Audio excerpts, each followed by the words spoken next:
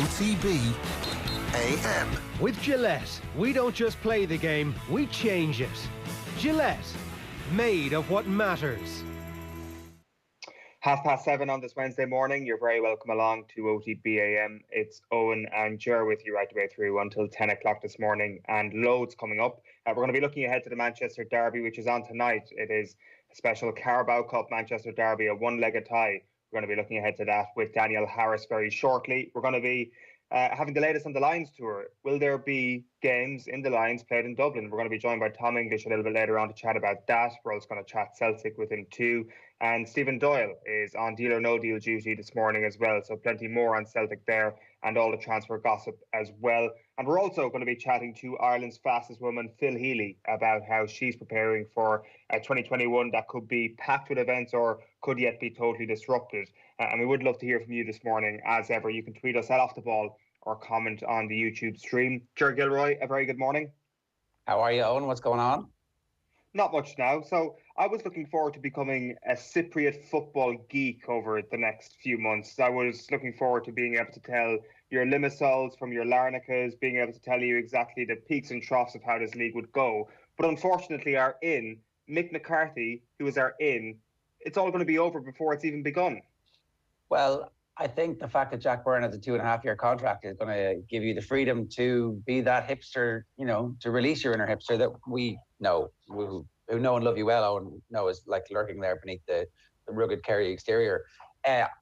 It looks like Mick McCarthy's in a bit of trouble. 4 successive defeats, and the various reports coming out would suggest that already they have lined up a replacement for him. So a Cypriot adventure hasn't ended very well. I hope he's got a good clause in his contract where they pay him up for whatever amount of time he was supposed to spend there.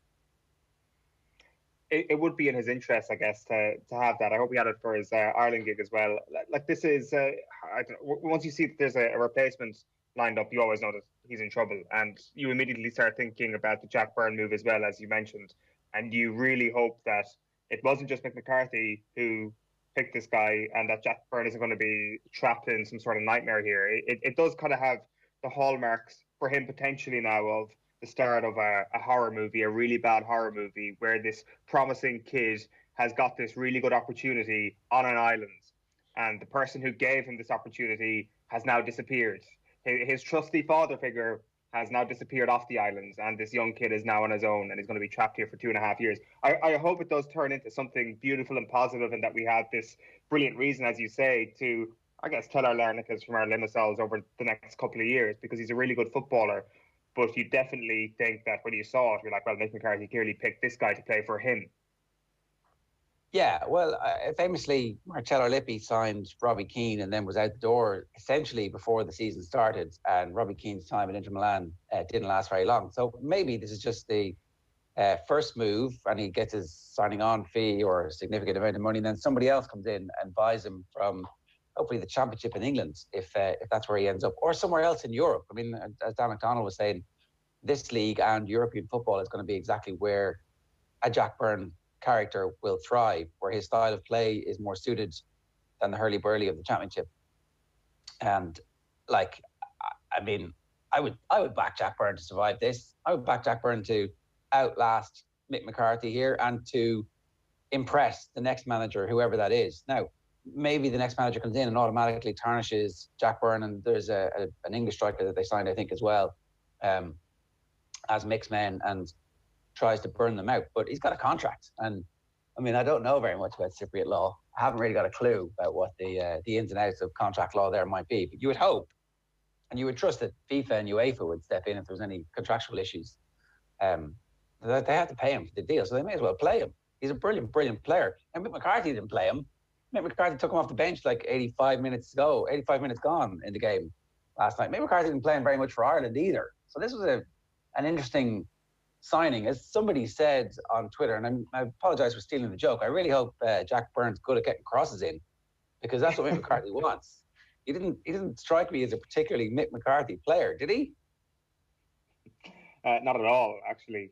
Even in the early throws of Stephen Kenny, who would be far more expansive than Mick McCarthy, it almost feels that Jack Byrne might not fit into that situation as well. So to say he's a Mick McCarthy player is actually a huge leap from what we've seen in Ireland in recent months.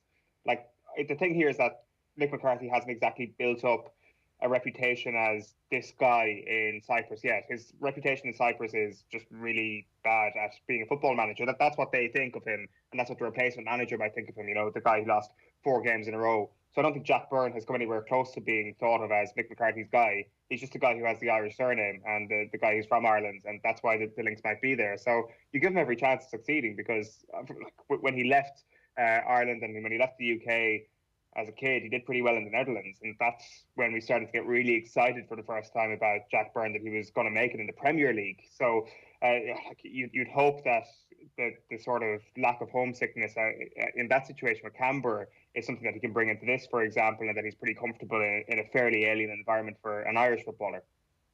That's a very good point. I think that track record and that life experience is definitely going to stand him in good stead at this stage. I mean, reading recently about his time in Scotland, coming back from there, he said he was at his lowest ebb.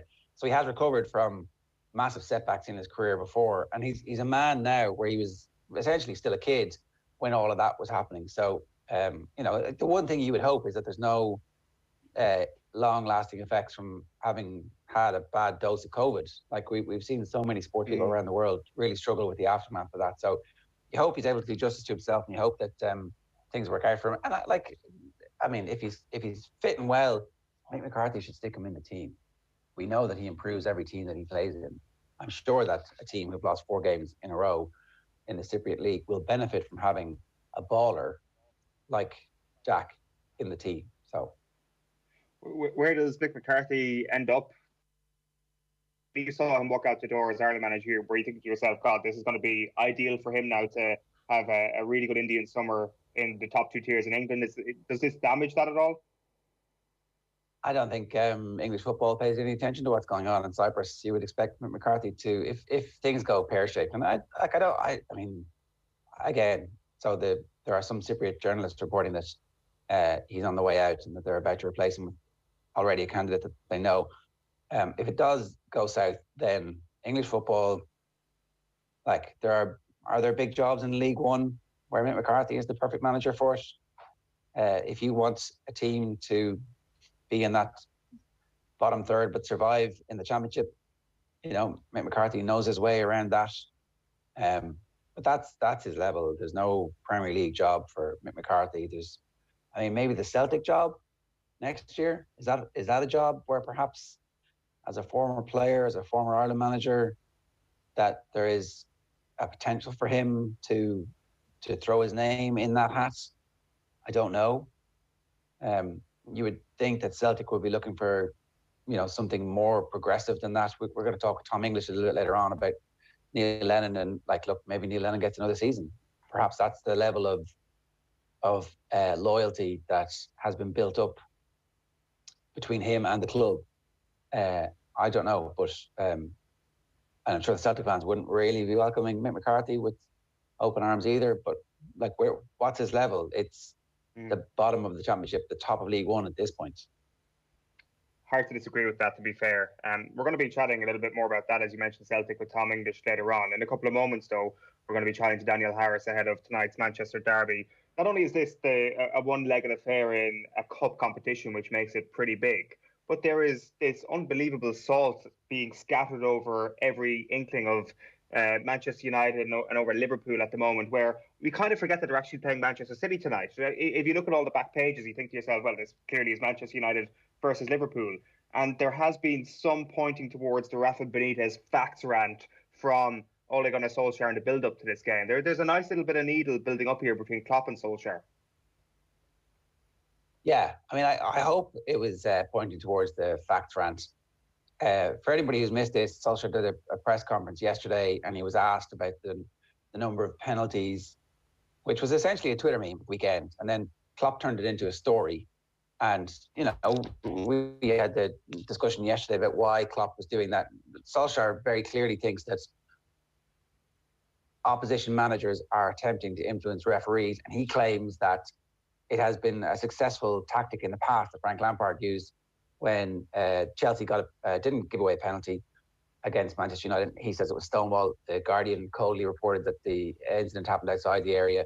So, everybody's making stuff up here as we go along. But when he was asked the question, Solskjaer responded with, "And that's a fact," which I presume is a knowing wink to Rafa Benitez's meltdown when he uses the word fact 6 times in a 3.5-minute rant about what goes on at Manchester United. And it was clear that Ferguson was in Benitez's head.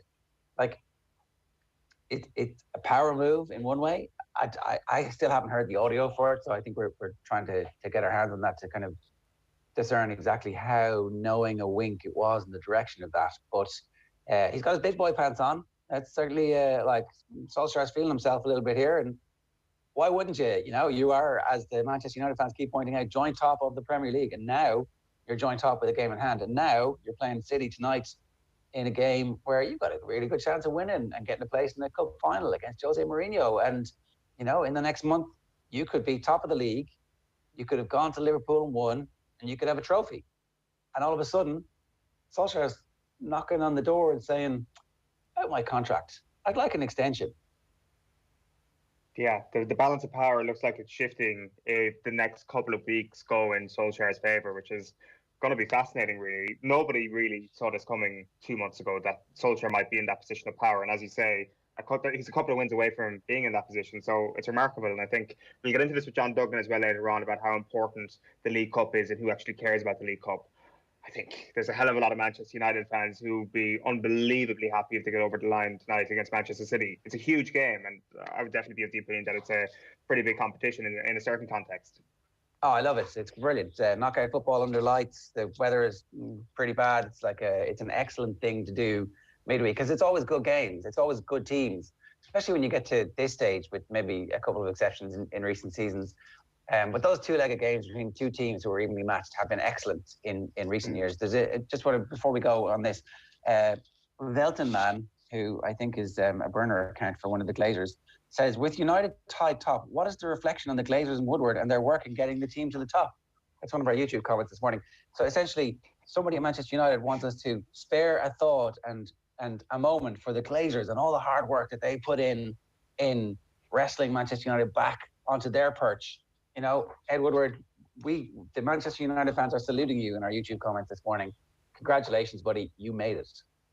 The Glazers are going to do the double this year. Super Bowl Premier League double. Calling it right now.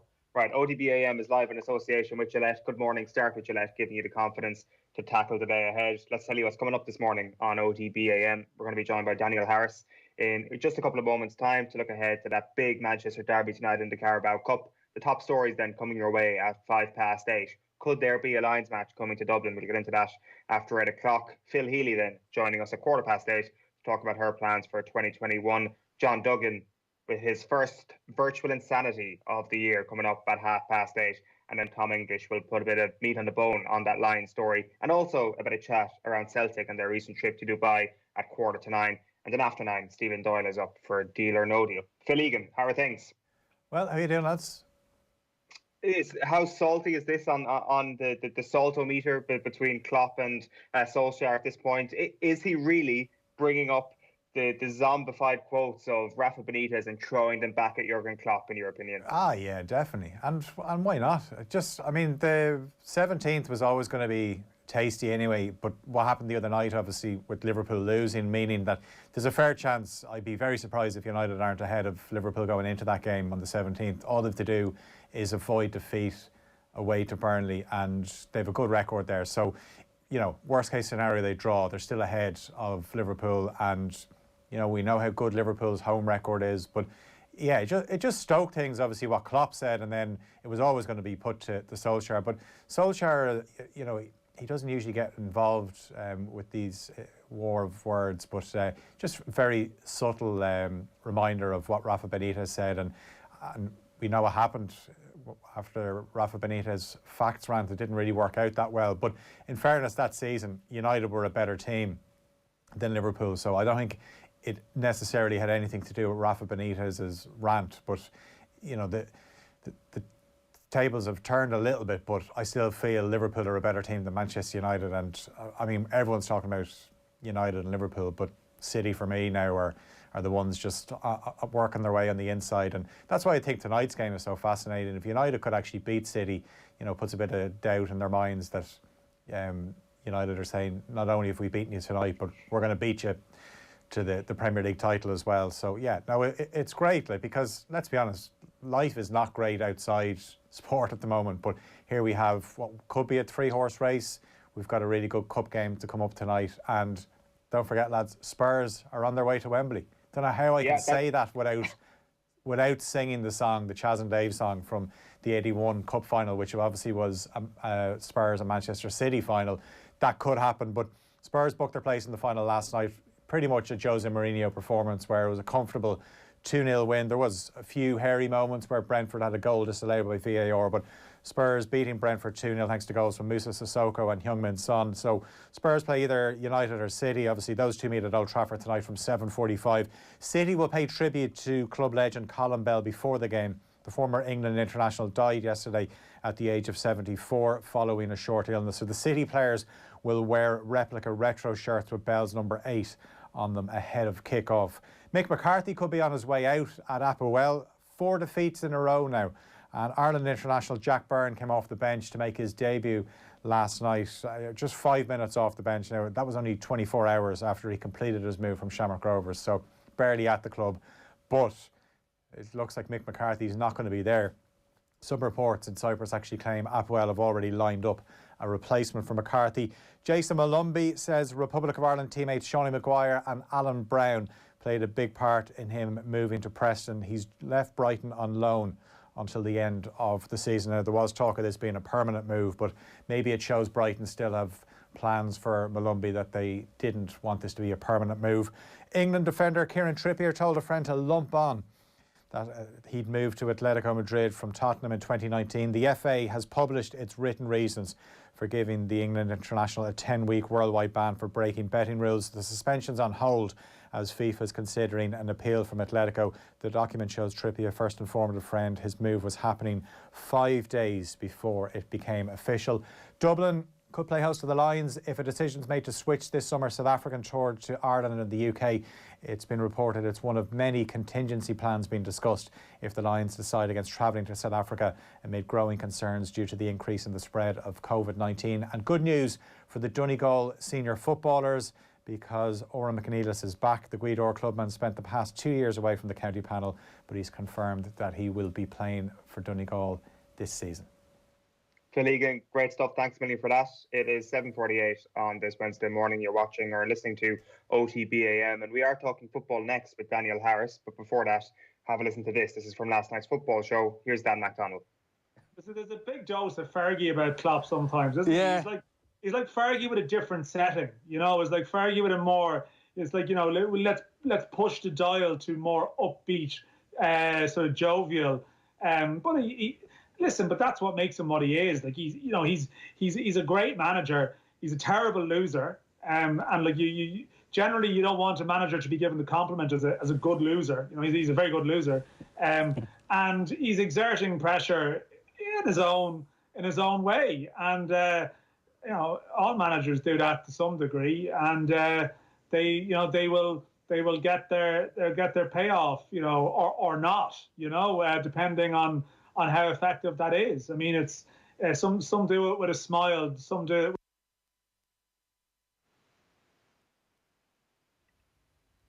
Yeah, Dan MacDonald on last night's football show talking about Jurgen Klopp, and a couple of comparisons there with Alex Ferguson. Delighted to welcome Daniel Harris to the show. Good morning to you, Daniel. Hiya. So Klopp, but with when he compares him to Alex Ferguson there, he says Fergie but upbeat. Is that an accurate representation in your view? I don't think that Fergie would have got involved with a rival at this point in the way that Klopp did. I think I was quite surprised that Klopp decided to go at United right now, because they're not that much of a threat to Liverpool, really. I think that Fergie would have waited for things to get a bit more exciting before he got stuck in. And I think the difference is when Fergie spoke out about these things in the way that Klopp did, he did it with anger and fury and a bit more humour. And Klopp seemed to be doing it almost with suspicion and self-pity, which I found slightly odd. I mean, I think I know what he was doing. I think he's trying to put pressure on the referee to make sure that United don't get any penalties at Anfield in a couple of weeks. But Liverpool, at this point, I felt should be above United, really. So when you see Solskjaer having a little bit of a nibble back yesterday, are you saying, go on, Ole, or are you thinking to yourself, God, he should have also kept his powder dry for a little bit longer? No, I mean, I think once someone starts, you've got to respond because it looks weak not to. But also, United are chasing. United are the ones that need to get in Liverpool's head, not the other way around. Like, United need to try and put the pressure on Liverpool. Liverpool have won Champions League. They've walked away with the Premier League. There shouldn't really be that concern. That's how it seems to me. But ultimately, I don't really think that any of all this is going to make any difference to anything that happens on the pitch. That's interesting, right? Because Phil made the same point a little bit earlier on when he was talking about the Benitez facts rant. Phil's a Liverpool fan and made the point that ultimately Manchester United had a better team that year. But that's not really how we remember that. We don't really remember that Manchester United were we all do if you pair it back. But in the moment when you think about Kevin Keegan losing it on TV, you think, well, that's a team that's in disarray. Like, he is this kind of physical embodiment of what's going on in the minds of his players. And likewise with Benitez, it was like this somehow the fate has conspired against us to make this Manchester United team win the league, as opposed to cold light of day, more points per game, more goals scored, better defense, all that kind of stuff. Like, I'm definitely drawn to the psychoanalysis of what's going on. But I think the point you made about Klopp biting this early is interesting. Like, there's something in that. Like, why is he biting? What does he feel about his team that he needs to provide a shield, or that he needs to get in the referees' heads, or that he needs to do it? Like, for some reason this matters, and yet I also see the point that it doesn't have that much of an impact on the field. But yeah, I mean, I think Klopp is under pressure. And I think the reason he's under pressure is, and I mean, we don't know if he's going to buy someone, but otherwise the problems that are bothering him now at the back are not going to change this season. So I think that he probably thought that he would retain the league title, and he still probably will retain the league title because he still probably has the best team. But all of a sudden, he's under pressure, and he's not under pressure from one team, he's under pressure from two teams. And his team have just failed to win against Newcastle, against Southampton, and against, can't remember who the other team was.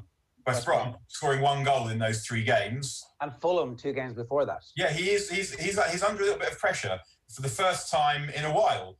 And Klopp is always one of those characters, I think, who, watching him over the last few years, you can see that he's some kind of genius, he's some kind of shaman, he's absolutely brilliant, but he operates on the edge. And I've been wondering for a while, for as long as really he's been in English football, how he would fare if he was given prime Fergie to cope with, or prime Mourinho to cope with. Not even in the footballing sense, but how they would have him mentally, because I think that they'd be poking him, because I think that they'd see someone they could poke. Whereas Fergie never really did it with Mourinho, because when Mourinho and Fergie were together, Mourinho had the better team for most of that time, and Mourinho was bulletproof. You can see very clearly that Klopp and Guardiola are not that. And I was surprised that Klopp decided to call it on at this point, because it's not quite on at this point, and it looked more like he was the one feeling the pressure than he was the one applying the pressure. And you mentioned Benitez, and that was kind of similar, because when Benitez came up with that whole fact situation, it wasn't even something that anyone was talking about. United's penalties, okay, they're a kind of talking point at the moment. United seem to get a lot of penalties. Oh yes, United get a lot of penalties, blah, blah, blah. And most of these analyses of United's penalties don't actually look at the penalties themselves. They tend to be these kind of general, well, that's how many they've got, that must be wrong, even though Leicester have got more this season. And even though United have only got, I think, 1 more penalty in the Premier League than Liverpool this season, it's become this talking point. But it's not become a talking point in terms of the league title chase, because Liverpool are top of the league and have been top of the league. And when Benitez called it on, Liverpool were top of the league. And Jamie Carragher said before that he was watching television and he just looked at it and thought, what are you doing? Because no one needed to say anything at that point. It's usually the kind of thing you might say when you're behind, when you're looking to find some kind of edge, because the edge that you require from your players that is not being supplied on the pitch. And that's what's going on at Liverpool at the moment. But they should really, I mean, Jurgen Klopp knows more about management than me. He knows more about motivating footballers than I do. But the way I look at it is that he should be trying to concentrate on what his own players are doing. And I'm not saying that because I support United and like in the way that Fergie would say, oh, well, he should go concentrate on his own stuff. But drawing attention to that, to me, looked a sign of weakness at a point when Jurgen Klopp should be intimating strength. So as a Manchester United fan, are you then saying this thing is really on? This is a real sign, as much as the league table is as well, a sign that this is a proper title race, or at least Liverpool think that we are contenders from a Manchester United perspective? Well, I guess it's a title race at the moment. I mean, I can't help but watch United and wonder, because you look on the one hand, and on the plus side for United, they can score goals against anyone. And we've seen them go on a run. They finished last season with 10 wins and 4 draws. So they are capable of getting it done. We have absolutely no idea whether they're capable of getting it done under the pressure that you'd be in a title race. But for now, there is one, because they're almost half the season gone, and they're there. We don't know how they're going to fare subsequently, but they are, as they somehow say, in a good moment. And Liverpool are not in a good moment. And I think that if United could get away from Anfield without getting beaten and win, say, the game before and the 2 games afterwards, then I think there is a good chance they'd have a lead. I think Liverpool need to go and buy a centre-back, but I've no idea whether the board will supply the money for that. If the board won't supply the money for that, then Liverpool do have a problem, because City look really good at the weekend as well. Well, on that, then, Manchester City tonight, it's obviously got this context of it around it being a huge game because of the one-legged nature of it all. That's usually we're used to these 2-legged semi-finals. And I don't know what you think of the League Cup, Daniel, or the importance that you would place on it personally, but this has the feeling of a massive game around it tonight. This has the feeling that Manchester United and the significance of their season, a lot of it can actually rest on if they win tonight's game. I don't know that so much will rest on it, but they do need to win a trophy. It's been a while since they won a trophy.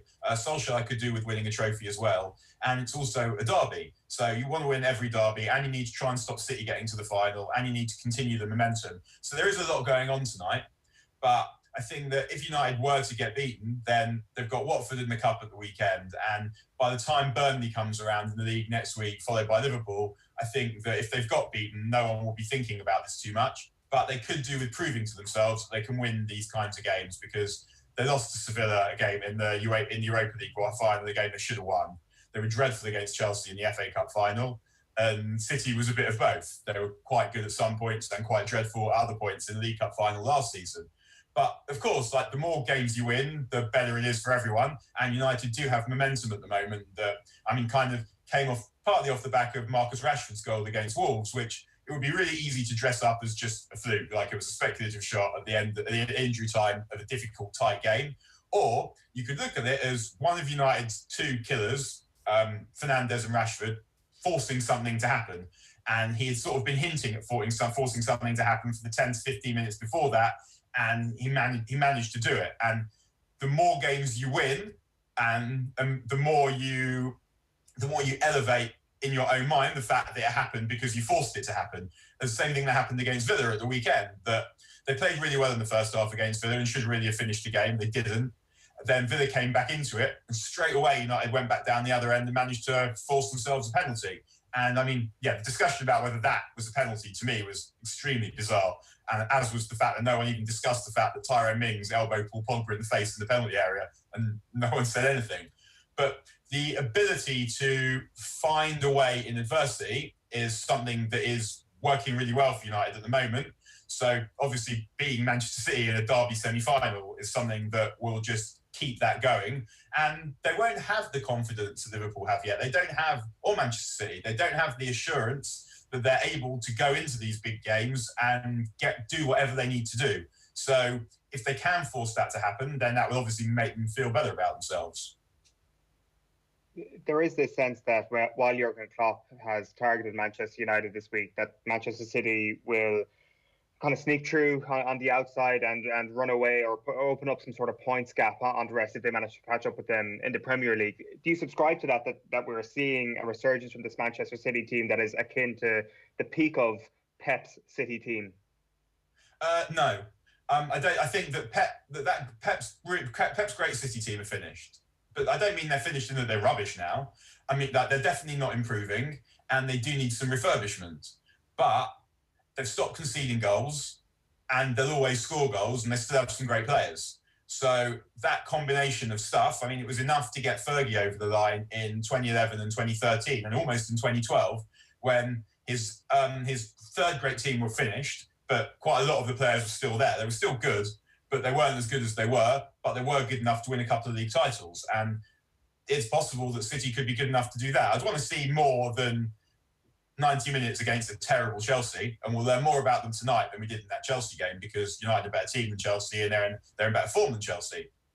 But no, it wouldn't be particularly surprising to see City come through the middle, because they've got good players, and maybe they have a better balance of attack, defence, and belief than United and Liverpool do, because Liverpool have the belief and not the defence. And I think United don't quite have the defence or the belief, but they, as I said, they do have a lot of goals. And if they can carry on, the run that United produced at the end of last season will take them pretty close, I would say. And they're a better team now than they were then. But you look at it and you still find too many holes, probably. But this is a very strange season. And a team that can score as many goals as United can in any circumstances is a team that you should look at. Can I just ask you about that City refurbishment? Because it feels as if they've got at least one top quality centre-back who has bedded in and has improved the team. It seems as if they still have a good goalkeeper, and okay, they're still deciding which of the $500 million they've spent on fullbacks is the best two fullbacks that they should play. But apart from that, it seems like the team is actually getting better and is developing an identity which is slightly different from the great City team that won the league at a canter. If they could just find a Sergio Aguero replacement, or Aguero was to have an 18-month period where he was fit again, I could see that team going pretty close to the level that they were at in the first place. Yeah, I mean, I think Aguero and Fernandinho in particular, them hitting their levels with the same level of consistency isn't going to happen. Like, they're old enough so that the injuries they keep getting is unusual, that you would see players of their age suddenly stop getting injured all the time. And I mean, I actually watched an old game yesterday. I watched Man City, Man United from the FA Cup in 2012 for a pod that I do. And United won the game, but Aguero was brilliant that day. And just looking at him, he just so much thinner, so much quicker, so much sharper. And that's not a criticism. It's just what happens. That Aguero is gone. It doesn't mean that the Aguero that there is now isn't good, but he's not reliable. So I wouldn't be thinking, well, if Aguero is suddenly going to play every game till the end of the season now, because I'll believe that when I see it. But it doesn't mean that City can't win a league. But the thing about City was always that sometimes it didn't matter how well the opposition played, because the opposition just couldn't play well. It was the same with Barcelona. City had so much of the ball and they were so good at keeping it that if you only get 25, 30% possession, then you're forced as an opposition team to make it count almost every time. And that's not possible. But this City team don't do that. This City team aren't going to have 80% of the possession and against a good team, and they're not going to be able to keep the ball away from their defence that way. Now, you're right, Ruben Dias looks a player, and he's improved them a lot, but there's still ways of getting at City, because there's ways of getting at any team if you have good players and enough of the ball. And I think one of the things that seems to have changed in the Premier League over the last couple of seasons is the level of the teams from about 5th to 15th has gone up. Every team, like Everton, are much better than they were. Wolves are good. You don't want to play Wolves. Leeds can give you problems. I'm not going to name every team in the Premier League and your Wolveses and your Aston Villas of this world and all the rest of it. But you know what I'm saying? Like Villa are a good team now. You don't want to go. If you play Villa, that is a hard game, but particularly if Villa play well. As United saw last week. So you can't just. I don't feel anymore like City are just going to steamroller everyone and go on to win 16 straight wins, because the other teams, I think, are too good to let that happen, and City aren't good enough to force it to happen. So I don't think that we're going to see a City team that are going to be able to defend in the same way that Pep's great team defended, by just retaining possession. And the other teams are better. So it might be that United, Liverpool, City, between them, like one of them, all of them, have enough great attackers and enough options off the bench, which also really makes a difference, to be able to win the tight games that they're going to get involved in. But you are going to see more tight games. You're not going to see City scoring the number of goals that we've seen City scoring. And there are reasons beyond what I'm saying now as to why the points tally that's going to win the league this season isn't going to be 100 or anywhere near it. And coronavirus is also a factor there. But another factor is that the other teams are better, and I think Liverpool are an excellent team, obviously, but if I look at Liverpool over the last 3 seasons, the team that I least wanted to play was the team that won the Champions League and the team that came second in the league. felt like they played better football, and more than that, they played well more often than Liverpool did last season. I've forgotten what the number is, but Liverpool won like a ridiculous number of games last season by 1 goal. Now, you can look at that and say that reflects very well indeed on their mentality, on their confidence, on their fortitude, on their ability to find a way to get it done. And it does. It's unbelievably impressive to be able to do that. But it's also not sustainable, because football is a random game. And things, when I say football is a random game, I actually probably don't mean football is a random game. Things don't happen at random. Things happen because you force them to happen. I say football is a chaotic game where 1 goal can be very important, and you generally don't get away with winning by 1 goal over a period. And I think what we're seeing with Liverpool is their best players now, Mane, Salah, Henderson, Van Dijk, even though, I know he's injured, but those guys, they're not getting better now. They're still really good, but at best they're plateauing, and they're at their physical peaks, and they're just coming over to the second side, the downward slope of their physical peaks. They're not improving. So what we're going to see from Liverpool is they can still have the bloody mindedness and the brilliance, but not as often to get it done. But I feel like this team peaked 2 seasons ago, and I'm not again saying this isn't still a really, really good team. It is, but like City, they're not improving. Whereas United, on the other hand, aren't at their peak yet. So they're climbing still. And I think next season, they're a team that, if they get their signings right, I'd be thinking this is a team that maybe we could say are close to the favourites to win the league. But right now, they're the outsiders, because Liverpool and City are closer to their peaks and they know what it takes to get it done. And United don't know any of that. I just want to finish up on a comment, Daniel. Nathan Shine has been in touch to say, can you ask Daniel Harris what impact playing in the Europa League every Thursday, Sunday will have on Manchester United's title challenge? Do they try to win everything or pick and choose? It has a horrific impact on my home life. I would say those Thursday, Sundays are not good. But I think it is a difficult one, because on the one hand, you want to go out and win everything, and United do have enough good players in some areas, but they will probably have to sacrifice at some point. So they have the League Cup tonight. They're now putting that away till April, and then if they keep getting home draws against teams in divisions below in the cup, that City have done brilliantly at getting those draws recently, then that gives them an opportunity to rest without necessarily having to rest in the Europa League. But they've got a difficult game in that one.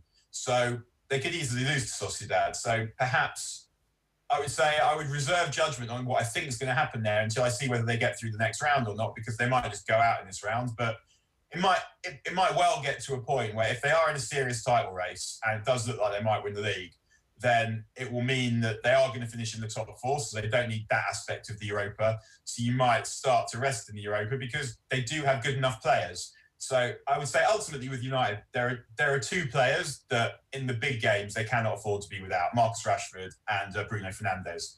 It doesn't mean they don't have other good players able to do good stuff, but the 2 players who are reliable in those circumstances, in any circumstances, are those 2. So if I'd say against Sociedad, I would probably think about resting Bruno and probably Rashford in one of those games. But otherwise, I think you wait until that is over and you see if they get through that round. And if they get through that round, by that point, you'll know whether they are seriously in the title race. And then you have to start thinking about that, because if they look like they might win the league, then I guess you would start to think about leaving out a player here and a player there in Europa. And then just one other very quick one, Daniel. DJ Sonic has been in touch on YouTube to say, could you also please ask Daniel what he reckons regarding Eric Bailly's fitness? Can he form a consistent pairing at centre-back with Harry Maguire? So very quickly, is Bailly the centre-back United need? He could be. The thing about Bailly is that when they signed him, he was extremely young in terms of games played, like elite level games played, much younger than his actual age. And injury robbed him of the opportunity to learn on the job, as he was going to have to do. And he's been running out of time now, because he's now at an age where you can't still be learning. You just have to be good all the time. And he has been good all the time since coming back. And everyone knows who's watched him play that his top level and his raw materials are enough to make him a United defender. He's fast, he's strong, he's great on the ball. And Harry Maguire looks a lot better next to Bailly than he does next to Lindelof, because you can't really have 2 centre-backs that can't run. It just isn't sustainable. And Solskjaer absolutely knows that. He just hasn't found any of the others that he can trust. And ultimately, if you're a footballer or any kind of athlete and you're not fit, you're no use to anyone. So the thing with Bailly is he's always liable to go off on an adventure and injure himself doing some kind of bizarre challenge or whatever it might be. But he has looked really, really good the last few weeks. And I think that is an element, actually, of the work that Solskjaer has done on the mentality of the team. Because you watch the team play now, and they're starting to trust each other. They're starting to believe in what they're doing. They're starting to look like a team that expects to win. And one of the things that evidences that you saw over all of the Fergie era of success is that you can bring players in and it makes a difference. If you remember after lockdown last year, Solskjaer basically played the same 11 and ran them into the ground over and over again, even when they were visibly exhausted. And he was peeling them off the pitch at the end of games and wheeling them onto the pitch at the beginning of games because he didn't trust any of the other players. Whereas now he's making 4 and 5 changes in every game because the mentality in the squad has changed. The squad expects to do stuff. You've got a few players in that squad, like Rashford and Fernandes in particular, who have killer instinct, who expect that this is the thing that they have to do. But then you see other players like Pogba and Martial, and Pogba's been really good recently as well, and the atmosphere around the team and around the squad is sweeping them up. And they're the players without that kind of mentality naturally, who the manager and the rest of the team have to kind of instill. And Bailly looks perhaps like another one of them, and his ability to come in and start performing at the level he's been performing reflects really well on him, but it also reflects really well on the atmosphere in the team, because that's one of those things. You see it with Klopp as well. You saw it with Fergie, the ability to bring players in who aren't your first choice players and get a tune out of them and do it continually is not just a reflection on the player themselves, but on how things feel around the club. So, I don't think we're at the point where we need to start performing acts of favour and gratitude on one another at what Bailly is up to, but it does look really promising. And if he is that guy, then he will save United a defender and he will make United a much better team. Daniel Harris, enjoy the game tonight. Chat to you again soon. You too, guys. Have a good day, everyone. Thanks very much. Daniel Harris there on the line. And we put up an Instagram question for you today. You can follow us at Off the Ball on Instagram about who's going to win the league. It looks like it's going to be a Manchester City, Liverpool, Manchester United title race according to all the responses. Owen Frayne says Liverpool, form is temporary, class is permanent. Joe McGee says City, when they're balling. Jim Gillivan says City. Alan says City. Aguero to come back and add more experience. Gary B says Manchester City are going quietly about their business. Mikey Murph says Manchester United. They have found their form and have been consistent. Sean Hall also goes with Manchester United. Callahan says Manchester United because of Bruno and Cavani. Yasin says City. Best defensive record and favourable fixtures ahead. Nagel B says Liverpool because they're the best team in the league, as is Craig Lynch and Dave Kiernan. And Sean Fox and Stephen McGuinness, thanks for getting in touch. Manchester United is their pick. It is 8:13 on this Wednesday morning, and so much yet to come on OTB AM. Tom English is going to be with us before 9 to chat about the Lions, to chat about Celtic. There's also golf with John Duggan and deals with Stephen Doyle. We're back with Irish athlete Phil Healy after these. OTB AM. This is OTB Sports Radio. Looking for a football show with a bit of a twist? Team 33, the football magazine show for the football purists. And it's been a complete failure for English teams in the European formats this year, Colin. I don't know. Come on, it has! They had one team in the quarterfinal. The very best interviews with the cult heroes of the past and a look at the cultural side of football. Team 33. Live at 9 p.m. every Friday on OTB Sports Radio. Live 24/7 on the OTB Sports app. Bet smart this season with stat betting on the Boyle Sports app. For the first time ever, bet on shots, shots on target, tackles, passes, assists and more, all powered by Opta. Why not check out the hottest action on the biggest game of the week right now on the Boyle Sports app. Boyle Sports. This is betting. Need help? Contact gamblingcare.ie. 18+. OTB AM. With Gillette, we don't just play the game, we change it. Gillette, made of what matters.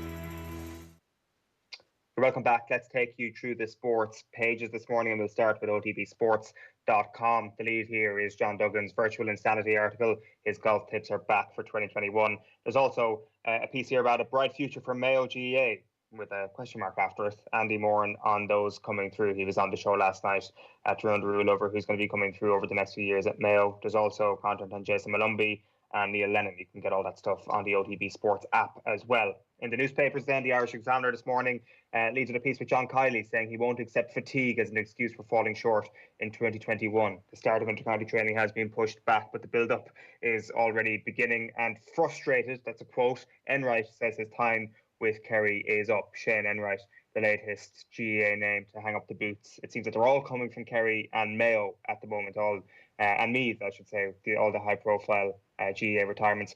The Irish Times leads with Gavin Cummesky's piece on Ulster. McFarland doesn't see a hobble to Leinster as being in a vulnerable position, while Jerry Thornley is on Connacht. Friend wants Connacht to bring road form home. The Daily Telegraph this morning in their sports section leads with a photograph of Heung-min Son, I should say, sealing the deal against Brentford last night in the Carabao Cup. 2-0 is how Spurs won last night, going through to Wembley into the final there. And government told radical action is needed to keep kids active. That is a big talking point in the UK at the moment. To back up the Irish Daily Star focuses on events in Cyprus. Mick's feeling heat. McCarthy under pressure in Cyprus as Byrne makes debut in defeat. The Irish Sun, meanwhile, goes with the headline, Fact or Fiction? Ole's Benitez jibe at Klopp over penalty moan. And the year ends in a sun. Jose with a photograph of Son celebrating his goal last night against Brentford. That is the Irish Sun. The Irish Mirror then this morning. We're on our way to Wembley. My son, Sissoko and Son Beauties lead Jose to the final after semi turned ugly. There's also coverage of Kieran Trippier's ban. And just keep your nose out of my club is the headline on Solskjaer's, I guess, rebuke to Jurgen Klopp and his facts about penalties this week. Lump on, Trippier told Pal, is the main story on the back of the London Times this morning. And on The Guardian then, it is the same story. Lump on if you want. Trippier's message to friend, which resulted in 10-week ban. Meanwhile, the Irish Daily Mail this morning goes with the headline, Push It Back. Andy McEntee's been out saying GAA must be ready to delay league.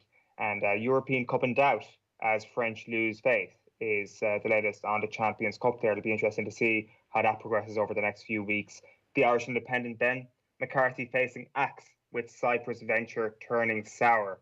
And Dublin in the mix to host Lions match is South Africa tour dropped. This is Cian Tracy's piece in the Independent this morning. We'll be speaking to Tom English about this very story in the next half an hour or so.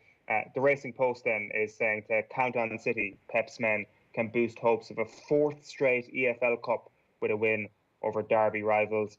And the back of the Herald, finally, no excuses. Trophy would be a big step for United, says Solskjaer. So that is the papers this morning. It is 8:18 on this Wednesday morning. And I'm delighted to say that we're going to take a look ahead now to what 2021 has in store for athletics. And we're joined by Ireland's fastest woman, Phil Healy. Good morning, Phil. How are you getting on? Good morning. Thanks a million for having me on. So I guess a lot of people were looking back on 2020 as a really bad year and hoping that 2021 would be better. As someone who notched up 3 national titles in 2020, you didn't have a bad run of things. Absolutely. 2020 took off to a great start, and I opened over 400, I opened over 200, and I managed to break the indoor 200 metre record at AIT Grand Prix, which is absolutely unbelievable, and one of my goals for the year. So that really helped me on my Olympic ranking point. So that was great to achieve before everything really clamped down. But look, it was a year of adaptation. It was a year of change for all athletes. But to have national championships, both indoor and outdoor, was absolutely super, and especially outdoor, considering everything that happened throughout the summer. And look, sport is only a small component in the bigger picture of things, but it was great that as athletes that we did have the opportunity to race, and that I did get the national titles then over 100 and 200 last summer.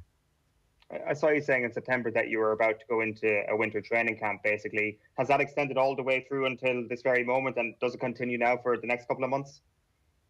Absolutely, yeah. So we kicked off again in September, and it was great to get back into your normal surrounds. And I have my track here in Waterford with the RSC and my gym with WIT Arena. So it's great to have those facilities. And look, at the moment, there's so much unknown for all athletes. Obviously, everything is gearing towards the Olympics, and we have that second shot at it in 2021. We also have European indoors, which are the first week in March. We were meant to have World Indoor Championships as well, but they have now been cancelled again. They were on last year as well. But There is unknown, as I said. Will Europeans go ahead? At the moment they are. For all athletes, we have to just go ahead and plan as if they are. But with the races, it's so hard to judge. Like, there is such a lack of races here in Ireland, but obviously considering everything that is going on as well, it is hard to plan. But I think it's harder on the coaches more so than the athletes, because we can just do the program, we can do what we're meant to do. But for them, is it going ahead? Is it not going ahead? Are we gearing towards Tokyo with something in the middle? But look, we will plan as if European indoors are going ahead. I'm lucky to have the standard from last year, so I necessarily don't need a race. But hopefully they do go ahead and that we do have a chance to race again this indoor season. It's interesting can I ask that you you say... just a little bit? Sorry, and just wanted to ask you a little bit. Like, obviously, we look forward in a moment, but looking back, when you were running so well, and you're kind of in one of those peak years of your career as an athlete, it's a relatively short window where you get to say, yeah, that's me at my absolute peak. Did you feel at any point that you were missing out, and was there any bitterness about what was going on? Because it's a very natural human response to that. Absolutely, and especially when the year kicked off so well in February, where I broke the national record. I'm like, right, I ran the quickest that I've ever ran, so I'm obviously in the shape of my life at that moment. So, say the year previous, like, I broke my foot just off a wobble off a step. So I'm like, everything is gearing up to the best year that it possibly could be. And like, I don't want, say, 2021 to be a year where it wasn't as good as 2020 or something like that. So there is that like slight doubt in your head as well, but it gives you that extra motivation to push things on, to make things better, and just to accept it, because at the end of the day, you can only control the controllables. But yes, obviously we would all have loved to have Tokyo last year when you're in the shape of your life. Other athletes, it's an extra opportunity for them to secure qualification and things like that, but it just pushes you on. You had no choice and you just had to adapt around it, and I'm looking forward to preparing for it this year as well. Was that straightforward? Was it easy enough to not linger in the bitterness of missing out on that year, or did you have to use all of the resources that are available to you, like the sports psychology and all that kind of stuff, to get through it and think your way out of that problem? Yeah, definitely, and it's definitely like important to lean on your support team around me. But like Shane, my coach, like, he was well ahead of the game, and like before we came to national championships, he was like, and national championships were the last weekend in February of 2020, and he was like, look, there's a high chance that this is going to be your last race. And even prior to that, he was like, things are going to change, like, it's not going to be a normal summer and things like that. So he was ahead of the game. He had me like tuned into it all. But when you get that final moment of when Tokyo's actually cancelled, like, there's all this like, is it going to be cancelled, is it not going to be cancelled? But when it finally is, like, you have that like sinking feeling. But like, there was one day I text Shane when I was in isolation, because we had moved everything to Wexford because we knew everything was going to close. I'm like, what if I don't qualify the next time? Do you know, like, I was lying in 29th position out of a 56 that will qualify. And you just have those doubts as an athlete, but end of the day, you just have to pick yourself up and push straight through. But like, my sports psychologist here last day would have checked in with me an awful lot during lockdown, and that was great resource. And then having Shane around me all the time, and I had one training partner as well at the time when we could possibly do it with restrictions and stuff like that. So it is so important to lean on the people around you. But I would have to say Shane was ahead of the game, so I was prepared in a way that it wasn't just like a sudden shock of everything being taken away from me. How big is that challenge, that selecting that time that you're going to peak for and absolutely nailing it, and then you throw in the added challenge of not knowing when that exact moment is you need to peak for? I guess that comes back to what you're saying earlier on about the challenge being on the coaches to actually have a proper program in place. Can you pick and choose when you're going to peak this year, for example, if the Olympics happens to happen maybe 1 month later than it's originally slated for?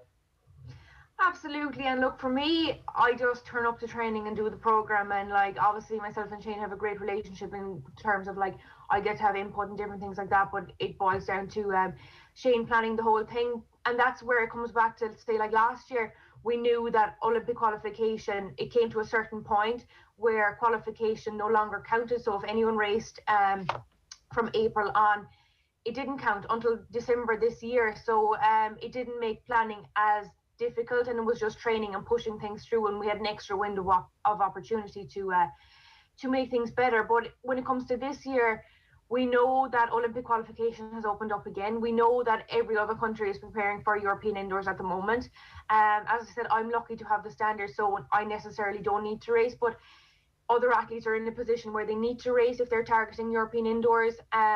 So there is a bit of lack of clarity at the moment whether as to more races will go on in Ireland or not. We are very lucky to have national championships penciled in towards the end of February, so that's one extra. But if European indoors is cancelled, it's cancelled again. We just have to move on from it. I love racing indoors, but if it's taken away, I have no choice just to pick myself up and just power straight through, because if I'm like wallowing over it being cancelled again, that's just wasting time into the summer. So with Olympics, hopefully it does go ahead, and hopefully there's a lot of clarity into the dates. But we've adapted before. We've adapted many times, say the time I broke my foot and come back. So it's just part of the process, and I work well with Shane in preparing for all that. Is part of the psychology that you've tapped into over the last couple of months focus on the fact that you weren't necessarily in the form of your life, that it was the form of your life to date, but you can get better and that your times can get better? Is your peak yet to come, and is that something you've been thinking about over the last little while? Absolutely. So like, as I said, it kicked off really well in 2020, and then when we knew that nothing was going to count for 2020, for the remainder of 2020, Shane pulled back the intensity, because I have been going really intense for the last number of years, really from 2013 onwards. So that is hard on an athlete as well. And like, you're obviously preparing for the biggest year of your career with the Olympic pinnacle. So he pulled back the intensity, and as an athlete, you always want to like push through. But I'm now reaping the benefits of that this winter, and know the reason why I needed to like take a little step back, take a reset. We were still training, but we weren't training at the same intensity last summer. So it was great to have that focus with national championships at the end of summer and come out and race, and then just reset again going into 2020. But absolutely, you have to use that focus of the year ahead and use it to your betterment, to improve yourself. And I know that there's so many areas that I can push on and improve on, because there's certainly not every avenue that I have like ticked and excelled at. So yeah, hopefully this year that there will be more great signs to see, and that we can push everything on further to quicker times. You mentioned there that when restrictions have allowed, you've been able to train with somebody else. I saw Molly Scott saying that she's joined your training group at this point. How big is your team? How many other people do you tend to train with when restrictions allow? So when restrictions allow, there's anywhere up from like 6 to 8 people, and like Molly lives with me as well, so it's great to have the elite exemptions, and Molly falls under that category as well at the moment. So we still have access to the track, we still have access to the gym. So it is great to have that high performance athlete coming along with you, pushing each other on, having that company. And some of our track sessions overlap, some of them don't, but it's having that person there to push you through, that it's not going to the track on your own. And we're very lucky to have Shane there as well, that he falls under the exemptions as well to travel to us. So it is really important, and it's really important for Molly as well when she's new into the group, that it's not a year of like carnage as such, whereas like a new athlete coming in and you want everything to go really well. So obviously these are adaptations as well that she has to have made along the way with changes to training, but when we have each other, it makes it all the more easier. Is there a necessary rivalry that has to exist there between people training together? I think we just get on really well. Obviously there's going to be that competitive element, but if you see it as a competitor, that brings risks and stuff as well to training. So we get on really well. We know to work within our zones. One day some person might be feeling really well, then the other person doesn't push as such to try and chase, and it's just about being smart and training smart. But end of the day, we both support each other, and it is good in a way as well that I have the 200 and the 400 to focus on, whereas Molly is focusing on the 60 and the 100. So we both bring different aspects, and she can learn off me from different things that I've done before as well. So no, it's really good, and it's great to have another girl in the group as well. Phil, do you think the Olympics is going to happen? What's your gut instinct about what is likely to happen in Tokyo this year? Obviously last year it was cancelled very early around March time, but now we know so much more to do with the pandemic and different things like that. So hopefully, like, every athlete just wants to believe that it does go ahead. Obviously there's so much at stake for the Olympic Federation, like in terms of costs and different things like that if it is cancelled. So as an athlete, I do want it to go ahead and not to be transferred to 2024 now, but let's hope things can go in the right direction. And even here at home, that we can lower the curve and we can lower the numbers, and people can stay at home and protect themselves in order for normal life as such, if it'll ever be as normal as it was, to resume in some sort of fashion. And so, because I know, reading, there was a Guardian piece last week where there was doubt cast over the Olympics, but the end line in Sean Ingall's piece was some version of the Olympics is expected to go ahead in Tokyo. It may mean that everybody has to go over quite far in advance and quarantine when you get there.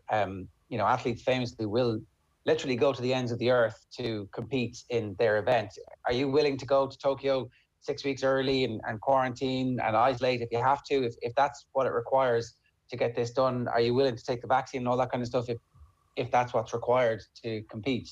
Absolutely. You work so hard, you make so much sacrifices for any normal year, and then Olympics is another level up from that. So there's so much involved in the year, so much that people don't see, and they just see Olympics as the end point, but not all the ups and downs in between. So 100% any athlete is going to do whatever they can to get to Olympics, and if that means going out earlier, again, it just comes back to adaptations. And I think every athlete has learned to adapt and push on with their non-normal circumstances. So it's just another step along the way that you overcome, and if it happens to be a different Olympics, then it's Olympics at the end of the day.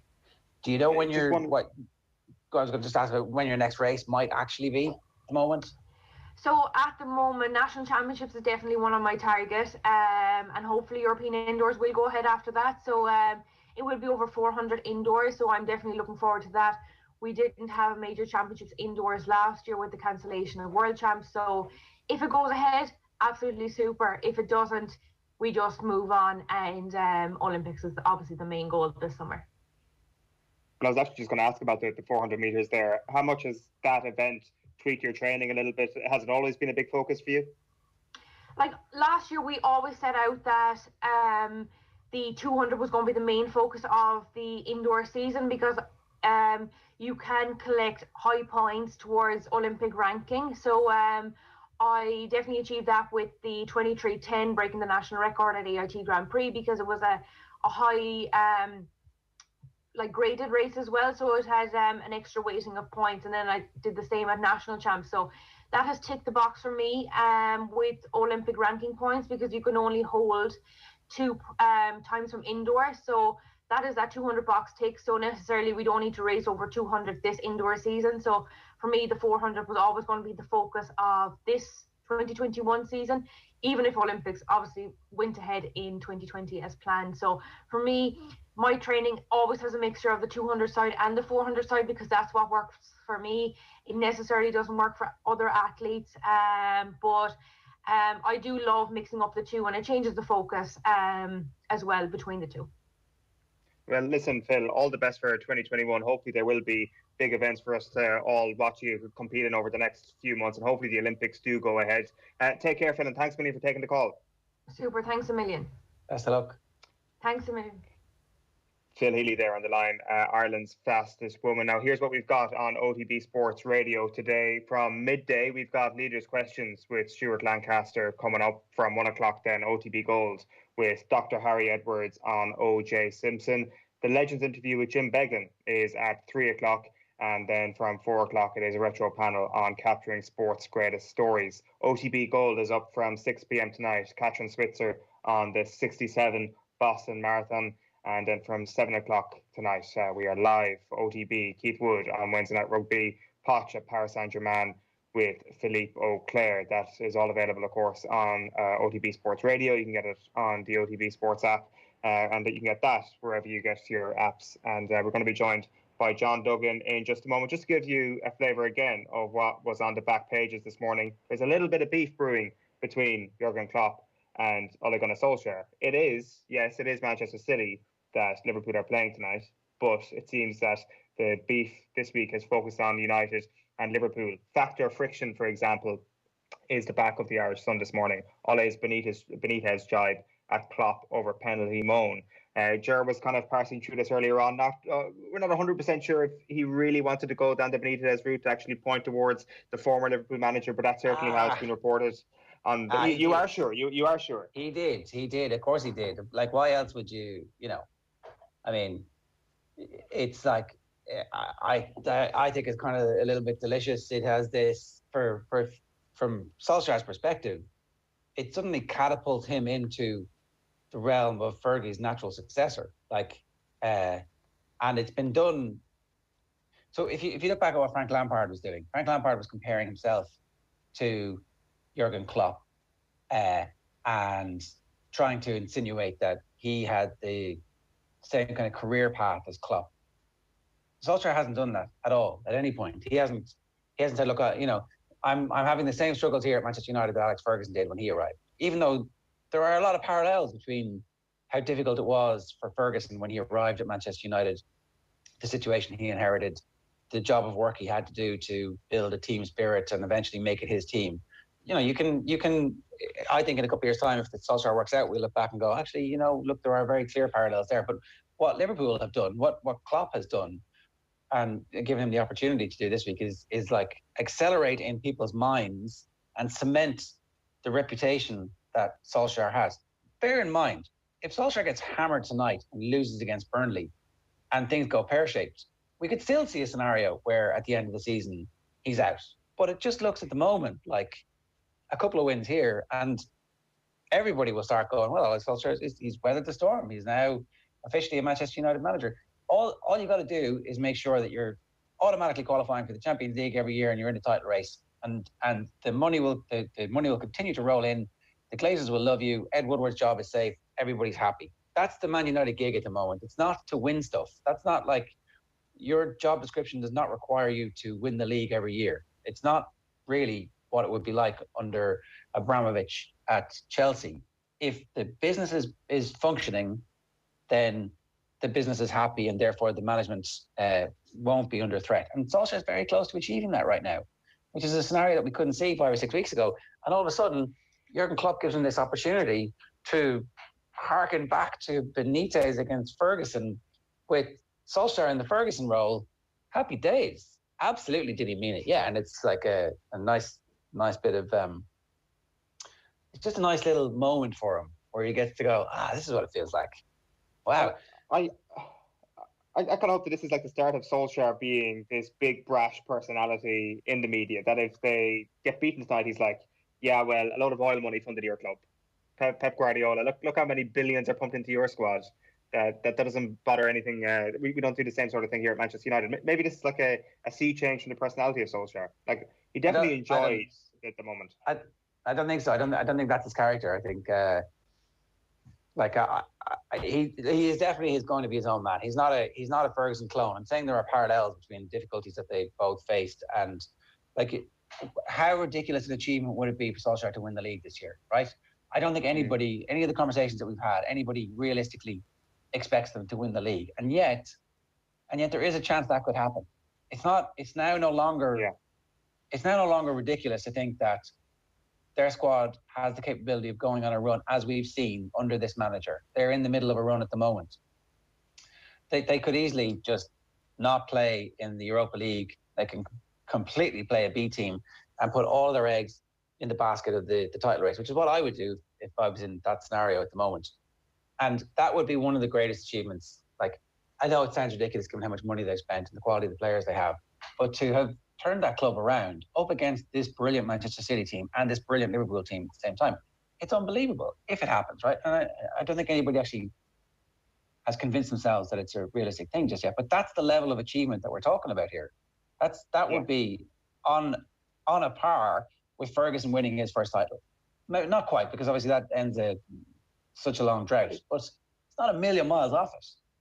Well, like, this is also an extremely talented Manchester United group that have had a lot of money pumped into it. But we'll come back to that very shortly. John Duggan is with us because Virtual Insanity is back, the first golf tip segment of 2021. But you've got a sports bulletin and you're going to tell us what's happening in the world of sport right now. First of all, John. Yeah, Gerrard and Eoin, good morning. I hope you're all well. And Tottenham Hotspur are into the League Cup final, English League Cup final. 2-0 win over Brentford last night. Musa Sissoko and Heung-min Son with goals in each half for Spurs. They have not won a trophy in 13 years and they're looking to change that in April. April 25th is when the final will be against United or City, who meet tonight. Jose Mourinho becoming only the third manager to lead a club, 3 different clubs, to a League Cup final. So he's led, United, Spurs and Chelsea to League Cup finals. Ron Atkinson and Ron Saunders, the other managers, for all the trivia buffs out there. Spurs to take on City or United, as we say. 7:45 kick-off at Old Trafford tonight. The match will be preceded by a tribute to the City legend Colin Bell, who sadly passed away yesterday at the age of 74. So the City players are going to wear retro number 8 shirts in memory of Colin Bell. Some player, like a midfielder who had everything really until his career really was cut short at the age of 29 by a bad knee injury. 152 goals in 492 games. Nijinsky, as he was nicknamed because he was so tireless on the pitch, king of the kipaks, which was a stand at the Old Main Road. And he played 48 times for England. It's very sad news that Colin Bell has passed away. Manchester City League winner in 1968, also won the FA Cup, League Cup and Cup Winners' Cup with City winners' medals. I reported on the back pages, as we said earlier in the show today, that Jack Byrne might have a new manager at Apoel Nicosia. Mick McCarthy's position believed to be under threat after 4 defeats in a row. This is the most decorated club in Cyprus. They're 11th out of 14th in the league. 2 undefeated Doxa, and Jack Byrne has just signed a 2.5-year deal from Shamrock Rovers. You'd have to think he went there because of McCarthy. Will McCarthy be there, though, for much longer? We'll have to wait and see. Jayson Molumby has joined Preston on loan from Brighton. They could have sold him, but he's only gone on loan. So Brighton still, I think, want Jayson Molumby at the club, but he's gone to Preston for the rest of the season. Slaven Bilic has joined Beijing Guan in the Chinese Super League. He's our new manager on a 2-year deal. This is after his recent sacking from West Bromwich Albion.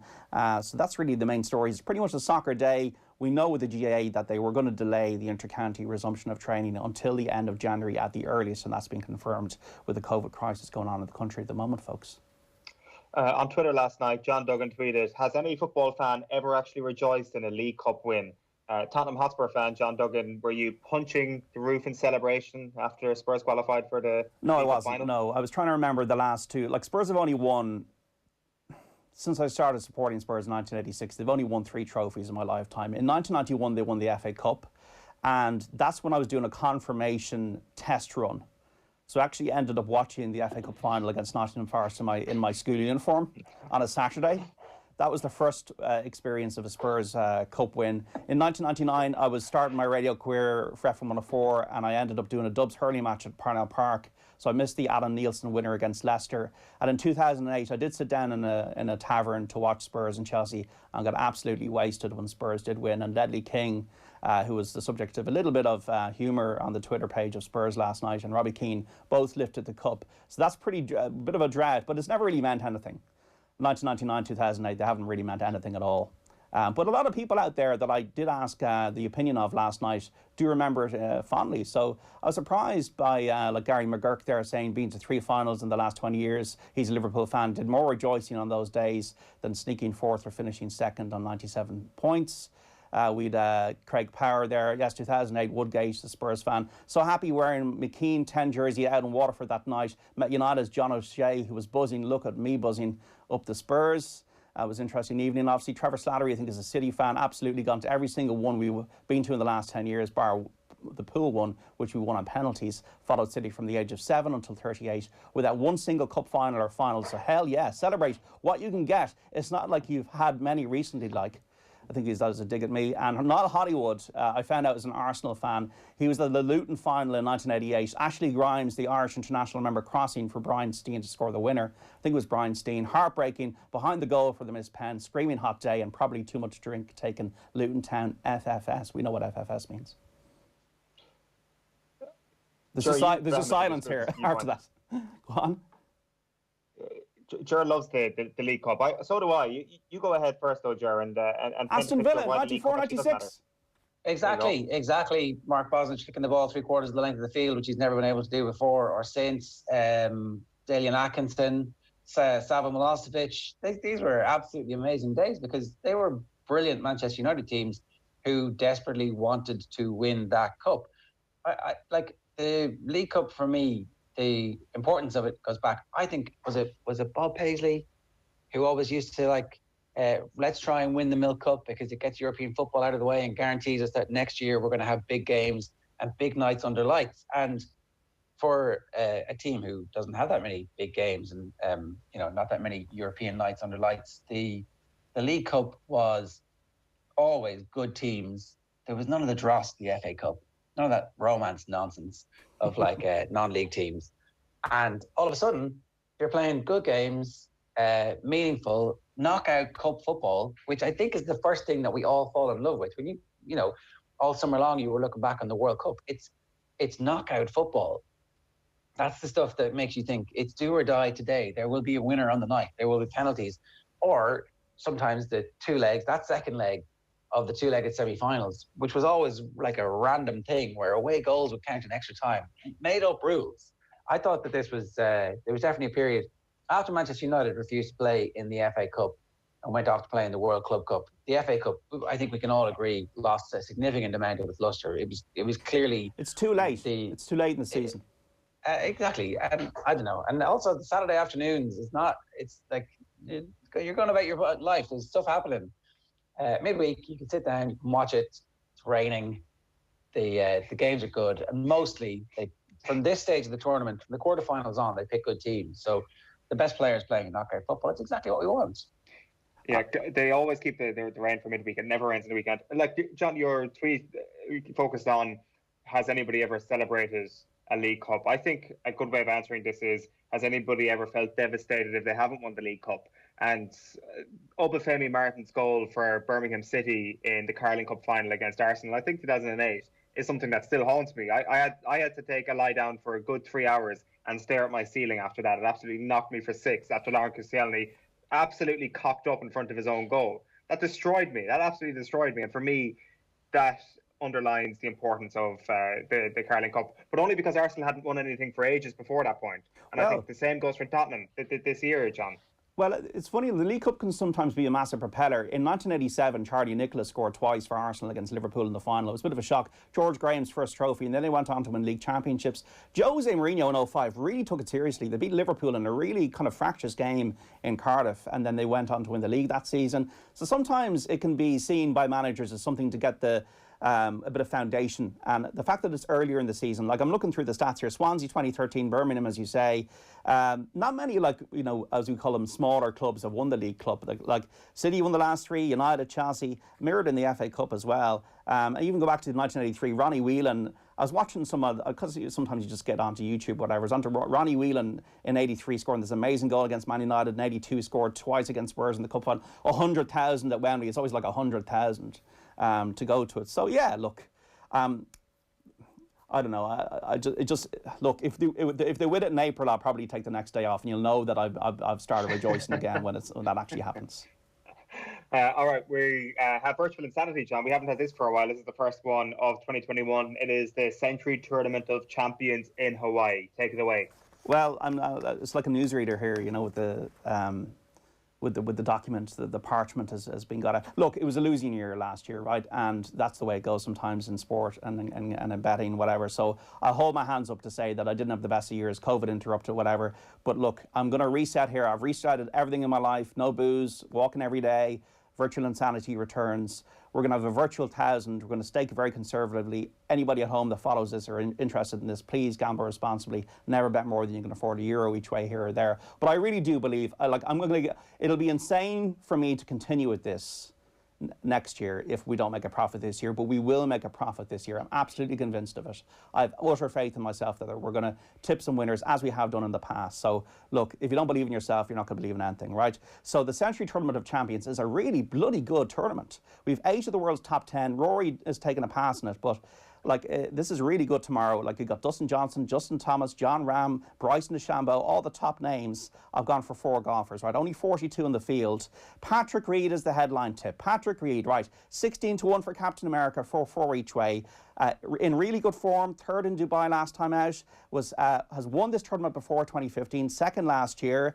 He's gone to see David Ledbetter, Nick Fallow's old coach, for a bit of tips recently, but has been bang in form. Patrick Reed loves the course, playing well. Makes sense to me for the headline tip of the week. Patrick Reed for 4 each way starts tomorrow. And the other tips as well. Joaquin Niemann from Chile, 2 each way, 35-1, 22 years of age. On his debut in this tournament last year, tied for 5th. That's a good sign. Hits the ball far, and a former world's #1 at an amateur level. Scotty Scheffler, €2 each way, 35-1. Another big hitter. He is a rookie. Rookies don't tend to win this that often. But 7 top 10s last season. I love Scotty Scheffler's the way he's going to break onto the scene. He's only 24 years of age. I think he's going to be a big player, Scotty Scheffler. Couldn't leave him out. And the outsider, Mackenzie Hughes, 100-1, one of the best putters in the USPGA Tour. 2 each way for him. 6 top 10 since last March. He needs to put well on these greens in Kapalua in Hawaii. Mackenzie Hughes, Scotty Scheffler, Joaquin Niemann. But Captain America is the headline tip this week, folks. It is on otbsports.com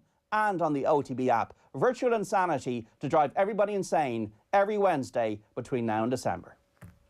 Just a very quick one, John, before we let you go. We did our 2021 crystal ball over the course of Christmas, and one of the questions was, will there be an Irish major winner in 21? Will there? You weren't on that particular programme. I'd like to get your take on that now. Will there be an Irish major winner this year? The good news is, late to the party, I'm going to do my column this week on my predictions, my crystal ball for the year, which might have some good news for you, Eoin Sheahan. Not about Arsenal, but about your other love in Gaelic football. Might have some good news, but like Donald Trump, we'll tell you tomorrow about that. But Rory McIlroy, I think, is too good not to win a major. And I think that he might win the Masters. I think the fact that the Masters is coming so soon after the last Masters, where he played so well for the final 3 rounds, might be a good thing for Rory. Just think he's too good. 4th in the world, 6 top 5s in a row at the start of last season, top 10s the US Open and the Masters. He's had a child. His life has probably never been better. He's gone back to Kiawah Island where he won the PGA in 2011. I think Rory McIlroy just too good not to win a major and break that 7-year duck. Shane Lowry, don't think so. I think the big thing for Shane Lowry, Eoin and Ger, is the Olympic Games, if it does happen in Tokyo, trying to win that gold medal. But Rory McIlroy will win a major this year, but will it be the one he wants, the Masters? Do you actually think that is the most likely, or is Kiawah Island the most likely destination for? I just think the Masters really does suit Rory McIlroy's game, but I think the issue with Rory McIlroy has been a mental block. Like Port Rush was an example of that, and shooting a 75 in the first round of the Masters, he just not put himself out of the tournament. But he's got the game to do it, and if he can just find that little bit of belief to say, I'm going to have a little bit of a different attitude around this. I'm too good not to win one of these. I just think he's too good. Even if he closes with the 65 on the Sunday, I just think he's too good not to win one. And I think this year he will break the drought. I don't think it'll be at the Open at Royal St George's. I don't think the course will suit him. But the Torrey Pines US Open or Kiawah Island or the Masters, it has to happen. I think he's just too good. So I think Rory will win a major. Good stuff. John Duggan, as ever, thanks a million. OTBSports.com is where you'll be able to find John's column bright and early tomorrow morning. Right, it is 8:52 on this Wednesday morning. A story on the back of the Irish Independent this morning, and a number of other media outlets this week is around the destination of the Lions Tour. Could it possibly actually be coming to the UK? Could there actually be a game in Ireland as well as the UK as well? Delighted to say that we've got Tom English, Chief Sports Writer with BBC Scotland, with us. Tom, good morning to you. How are you doing? Very good. Yourself? Very well, thanks. So what's going on here? What are the chances of a Lions game being played in Dublin this year? I think a reasonable chance. I think, this is murderously complicated, in COVID and all the other ramifications of COVID for professional sport. But as it stands, I spoke to a number of people who are very familiar with the negotiations and the discussions the other day, said the number one contingency plan right now is to move South Africa here, to have the exact same schedule, but to move it to the UK and Ireland. And now that might change, but as it was laid out to me, is you'd have the exact same tour and you'd have test matches, possibly the Principality, Twickenham and Wembley. Now, Wembley kind of took me by surprise. I suspect that they don't want to say Croke Park because they get ahead of themselves and they don't want to upset the GAA. And I would imagine it's in its infancy in terms of planning. But Croke Park, I would have to imagine, would be on the agenda. They would pop the question if they get to that point. The sense that I get, what they were ruling out was delaying it till 2022. They seem to be dead set against that now. But a UK and Ireland tour is predicated on crowds, some crowds, maybe not all crowds, but some crowds. So that's where they're at the moment, it seems. So they think that there's more of a chance of getting crowds into a stadium in Ireland or in the UK than there is of getting crowds into a stadium in South Africa. Yeah. I mean, South Africa are some distance behind the UK and Ireland in terms of the rolling out of the vaccine. That's the way they see it. So they think travelling, and it's upwards of 30,000 Lions fans going around South Africa in July and August. I mean, really, can we realistically see that happening? I just think it's borderline impossible to see that happening. So it depends on the situation in this part of the world, where we're at with the vaccine, where we are with public health, and what they say as well, in terms of going to South Africa, they are not, in terms of the Lions brand and public health, they do not want to be held responsible for another spike in COVID because 30,000 Lions fans have come back having lived it up in South Africa. It's obviously not good for public health, but the way these people talk, it's the Lions brand that would be damaged. If this happened, they're not going to let that happen. Yeah, that's a really interesting point then. So if it comes down to a case of no fans anywhere, so if we assume that there's going to be no fans in South Africa and we maybe expect that there's not going to be full stadiums in the UK or Ireland come summer, does that leave them in a situation then where they do pick South Africa or that they stick to the Northern Hemisphere, or how does it work in that situation, Tom? I think they're still trying to figure it out. It's head-wrecking. It was described as head-wrecking to me. The big one is if they can't get fans anywhere, if they can't get fans to South Africa and they can't get fans in stadiums in this part of the world, what did they do? Because, they got very lucrative TV contracts. They got very lucrative sponsorship deals. What did they do with those? Did they just pull the plug and cancel the tour entirely? Did they go back and go back on their their position, which is held at the moment, that they'll host it in 2022? But they do seem to be really against that because it clashes with other international tours in 2022. It creates a fixture problem for them. So I think everything, to be honest, everything is up in the air. But the one thing that is coming out fairly clear is that the contingency plan in the event of a normal tour not happening is to reverse the tour and have it over here, if possible. And Tom, just on that, would there be warm-up games for the South Africans? Would they play Leinster? Because obviously those warm-up games for the Lions would tend to be important. Look, I realise we're very early stages, and I'm asking you to, how long is a piece of string here? But what would that look like? It's, I think, well, the way it was described to me, Ger, was it would be exactly the same tour, only over here. So you would have all of the provincial teams coming over from South Africa. Right. You would have the Bulls, you would have all of those coming over. Playing in Ireland, England, Scotland and Wales, and you would have the 3 tests culminating with this.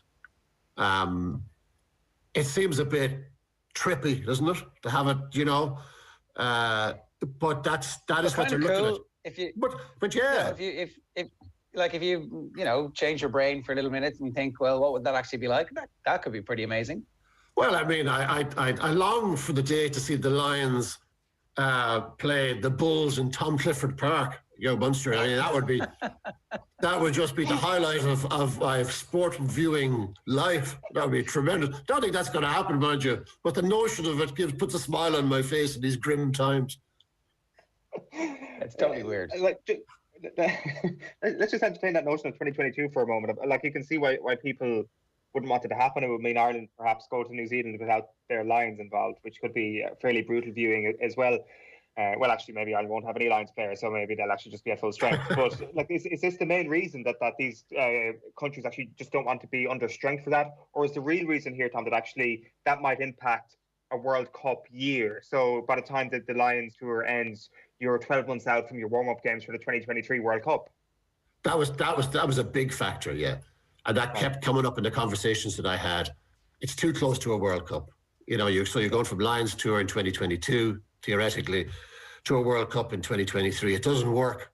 It doesn't work commercially. It doesn't work on many other levels, they say. So now look, they might be forced to go back on that. Who knows? And they admit themselves that this is a movable feast.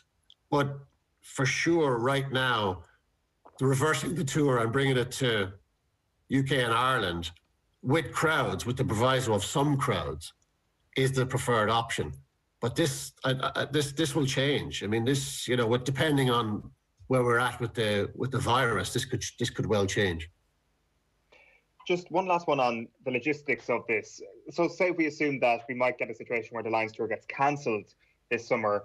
Does that possibly mean a Summer Six Nations? Does that possibly mean that the next Lions Tour in 2025 would actually go to South Africa as well? I appreciate that's a two-pronged question. Well, if it goes to South Africa in 2020, what would that be, 2025? Another thing that has been mentioned is that Australia would be next. And Australia waiting until 2029 for a tour is financial Armageddon for them. So I think there are all sorts of, we all know the importance of Lions tours to these Southern Hemisphere unions, particularly to Australia. If they have to wait until 2029, that's bad news for them. So there's an awful lot of politics going on here. There's an awful lot of discussions going on here about what the right thing to do is.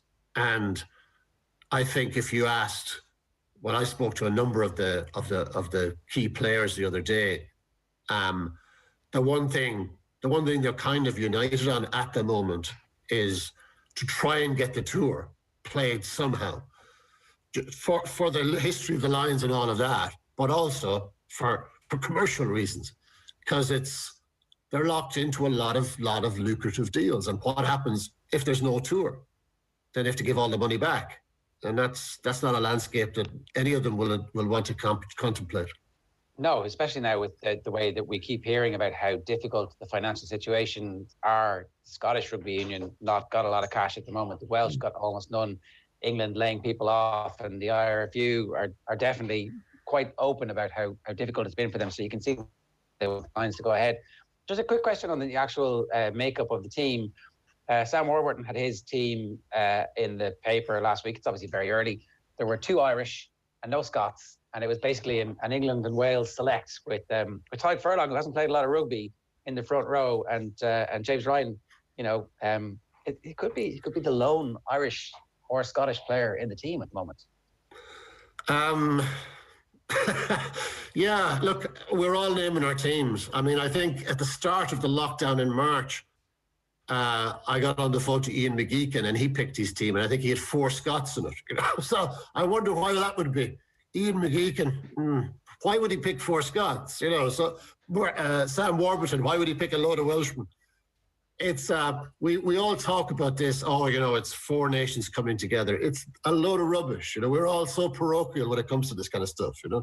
So I would have plenty of Irish in them. I wouldn't have Welsh players. How many would I have in there? I'm not sure I'd have any in the team at the moment. You get around to the Six Nations. Fingers crossed it happens. All of that picture could change again. Don't tell the Scots that Sam Warburton hasn't picked any Scots, because this is a very touchy subject for them, Joe. Is it? Oh, listen, the Lions are, as the concept, they're a kind of a dying breed in Scotland, because Scotland's own fault, because they haven't had enough good players to be on the tour. But there's only 2 selected in the original squad last time, and they threw the toys out of the pram over it wrongly and accused Gatland of anti-Scottishness. I mean, it was skin and hair was flying, But I think Scotland will do better this time. I think they have more live contenders this time than they've had since 1997. What's the Scottish equivalent of Liveline that they had the national outpouring of grief then? What was that happened when we were busy accusing Gatland of being anti-Irish when he dropped Trico? I don't know. I'm not sure we have a Scottish Joe Duffy. I think. Well, I tell you what, the main kind of person who was banging the Gatland is anti-Scottish drum was Ian McLaughlin, Mighty Mouse, who was a mainstay of the 1971 tour to New Zealand. A great prop forward. he went thermonuclear altogether. He lost the run of himself. But no, I think Scotland will do better this time. I hope, because I can't go through that again, lads. You know, I mean, it's just too much. It's too much to stand. That's the same for us. Yeah, well, from one touchy subject to another, Tom, let's talk about Celtic and the week that they've had. They get beaten by Rangers in the Old Firm, and then they travel halfway around the world in the middle of a global pandemic. It hasn't been the best week in the history of the football club. No, it hasn't. They played well against Rangers for the most part. Then Near Beaton did a James Ryan, and rugby tackled Alfredo Morelos and got himself sent off stupidly. And then Rangers scored, won the game, went 19 points ahead, albeit Celtic got 3 games in hand. But 19 points, Celtic ain't coming back from that. They're too inconsistent. Rangers are too strong under Gerrard. He's done a terrific job. And as you say, yeah, they literally went from Ibrox to Glasgow Airport and flew to Dubai. Photographs on Monday of Scott Brown and Neil Lennon sitting by a pool with a couple of beers in between them. Probably not the cleverest thing to do when you're 19 points behind and your home support is going Dool Alley back in Glasgow.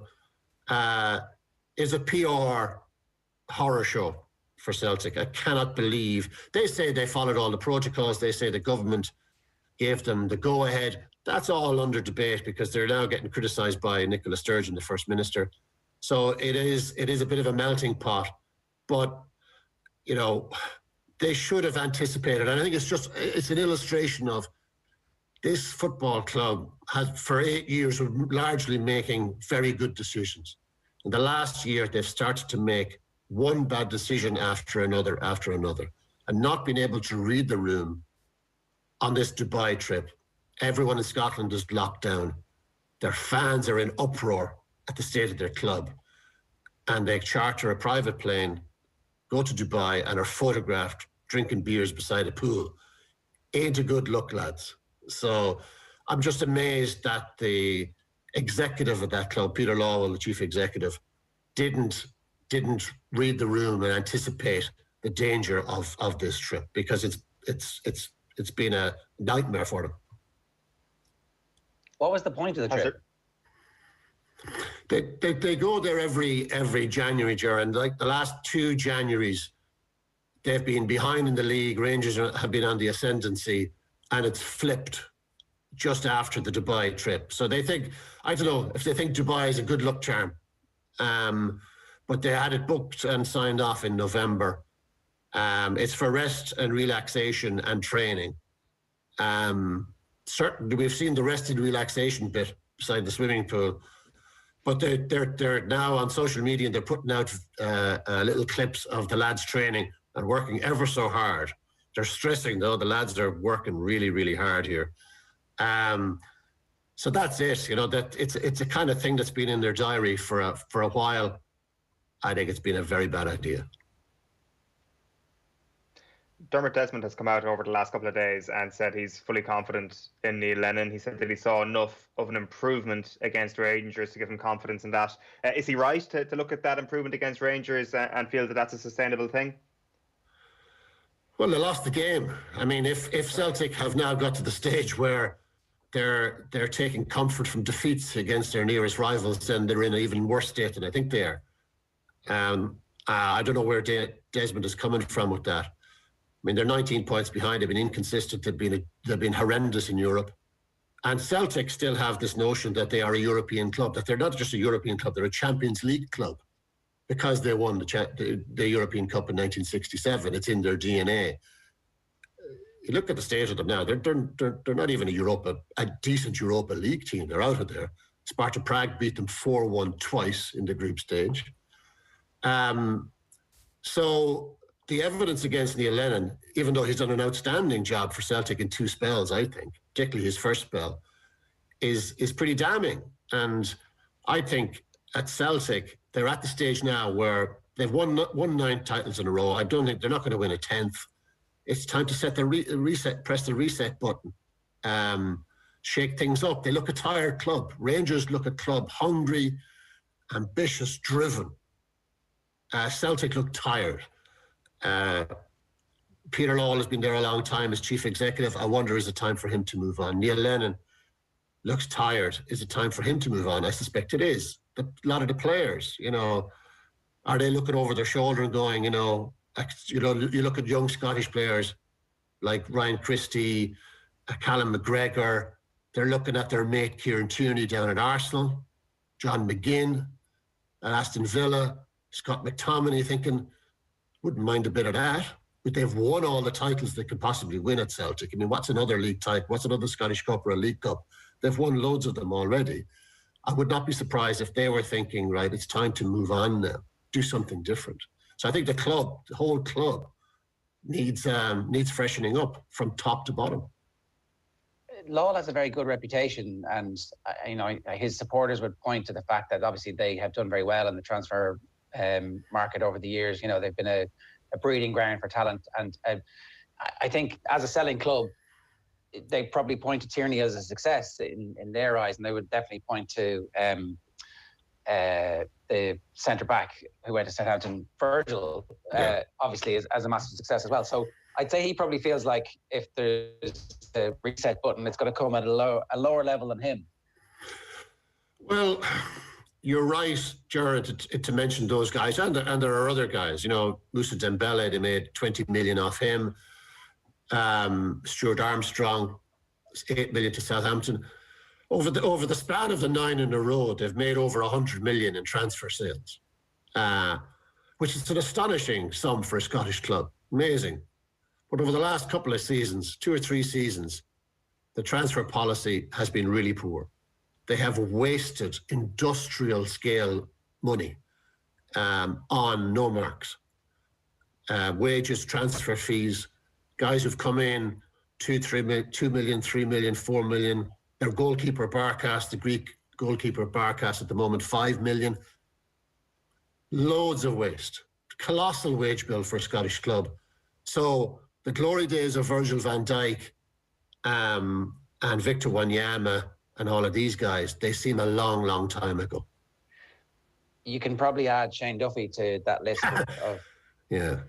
He's come back from Dubai, and there was immediate speculation that was to sign for a championship club. The Daily Record this morning are reporting that that's not the case. It was a family matter. But I suppose until the transfer window closes, we can't really be sure about what's going on, can we? No, we can't. And Celtic have a problem at centre half because Christopher Julian, one of their first choices, they paid 7 million for him. He's injured now for a number of months. So if Duffy goes away, they're going to have to sign 1, if not 2, centre backs. I doubt that he's moving.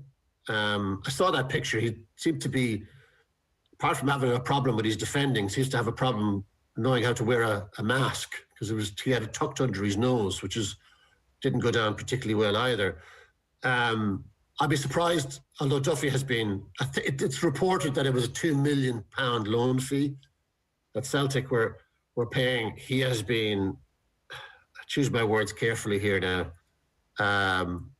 a failure. But Celtic fans would use more agricultural language than that when they're talking about Shane Duffy. He's tried his heart out, just hasn't happened. From having a front row seat to that, can you see Shane Duffy getting back to ever being a Premier League player again? Has this just been such a very quick and rapid decline that really Nottingham Forest and linking back up with Chris Hughton is as good as he can hope for in terms of meaningful minutes in the future of his career?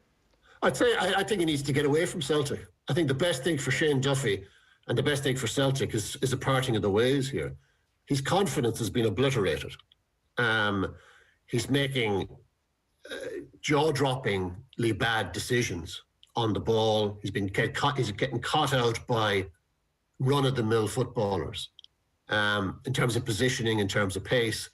When he came in, everyone thought, and I thought, that this was going to be a really good signing because Celtic had, even though they had good or decent footballing centre halves, they didn't have a no-nonsense centre half, a bit of a leader. And everyone thought that that's what Celtic were getting with Shane Duffy.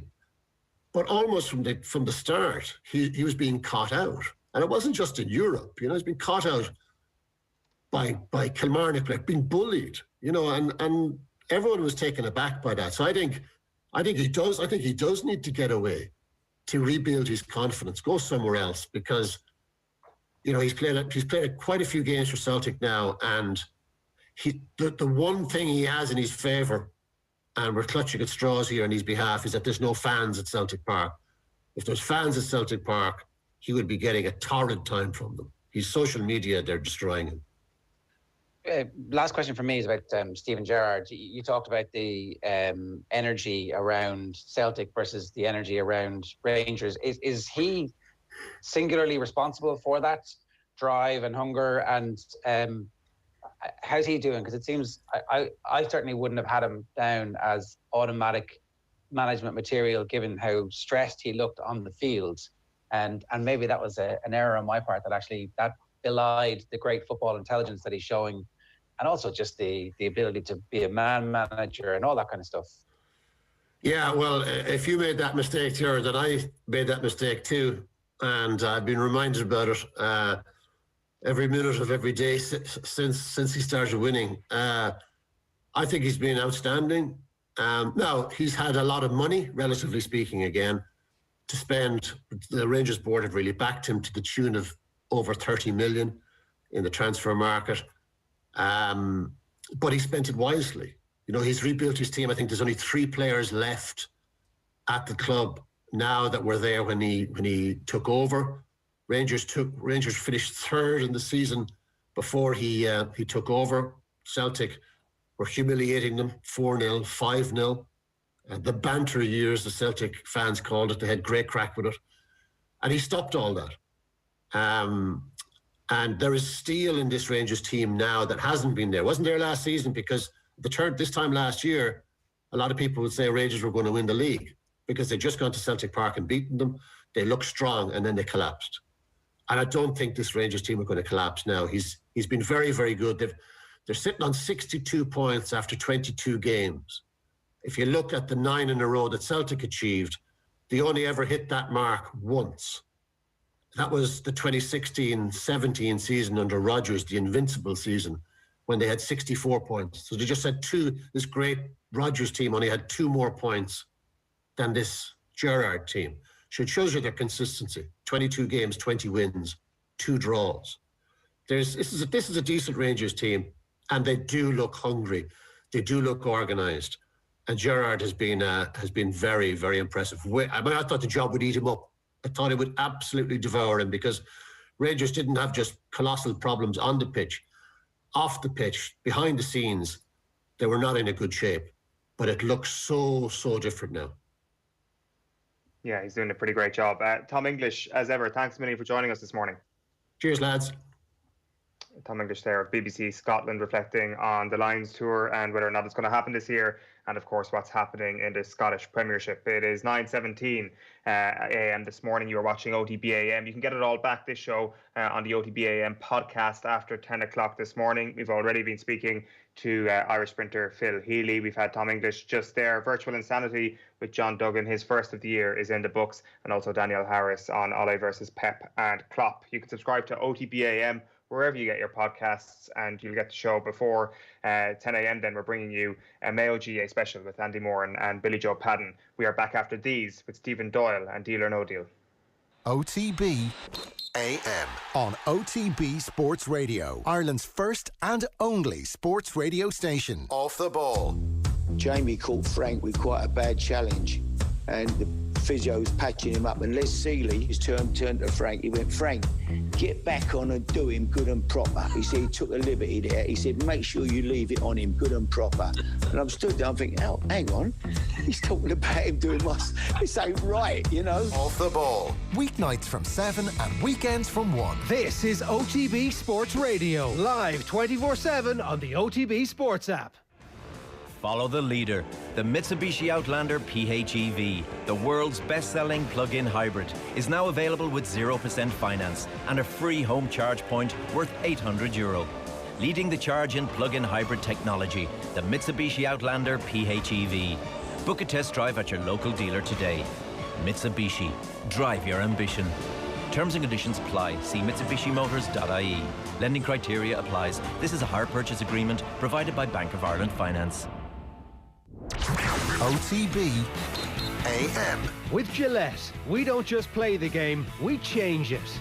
Gillette, made of what matters. You're welcome back. It is 9:19 AM on this Wednesday morning, and it is time for Deal or No Deal. I signed for them after the Euros, and after my first day's training, I was driving home. I was actually thinking, regretting it. What have I done? Like I walked into a circus. It's amazing, isn't it? Stephen Doyle making his January window bow this morning. How are you, Steve-O? Morning, Eoin. Morning, Ger. Happy little Christmas, I think, isn't it? A happy little Christmas indeed. Happy nulling them on to you too, Steve. I didn't realise that. I think it was the day when, wasn't it, the three wise men turned up with the gold, frankincense and myrrh, considering it's quite apt, isn't it, really, the transfer window is open. And we're going to have a lot of unwise men probably blowing gold, frankincense and myrrh all over the place. That is beautiful. That is the most wise thing that's ever been said on Deal or No Deal. Speaking of wise men, Rio Ferdinand, he wants Manchester United to do whatever they can to bring Jack Grealish to the football club.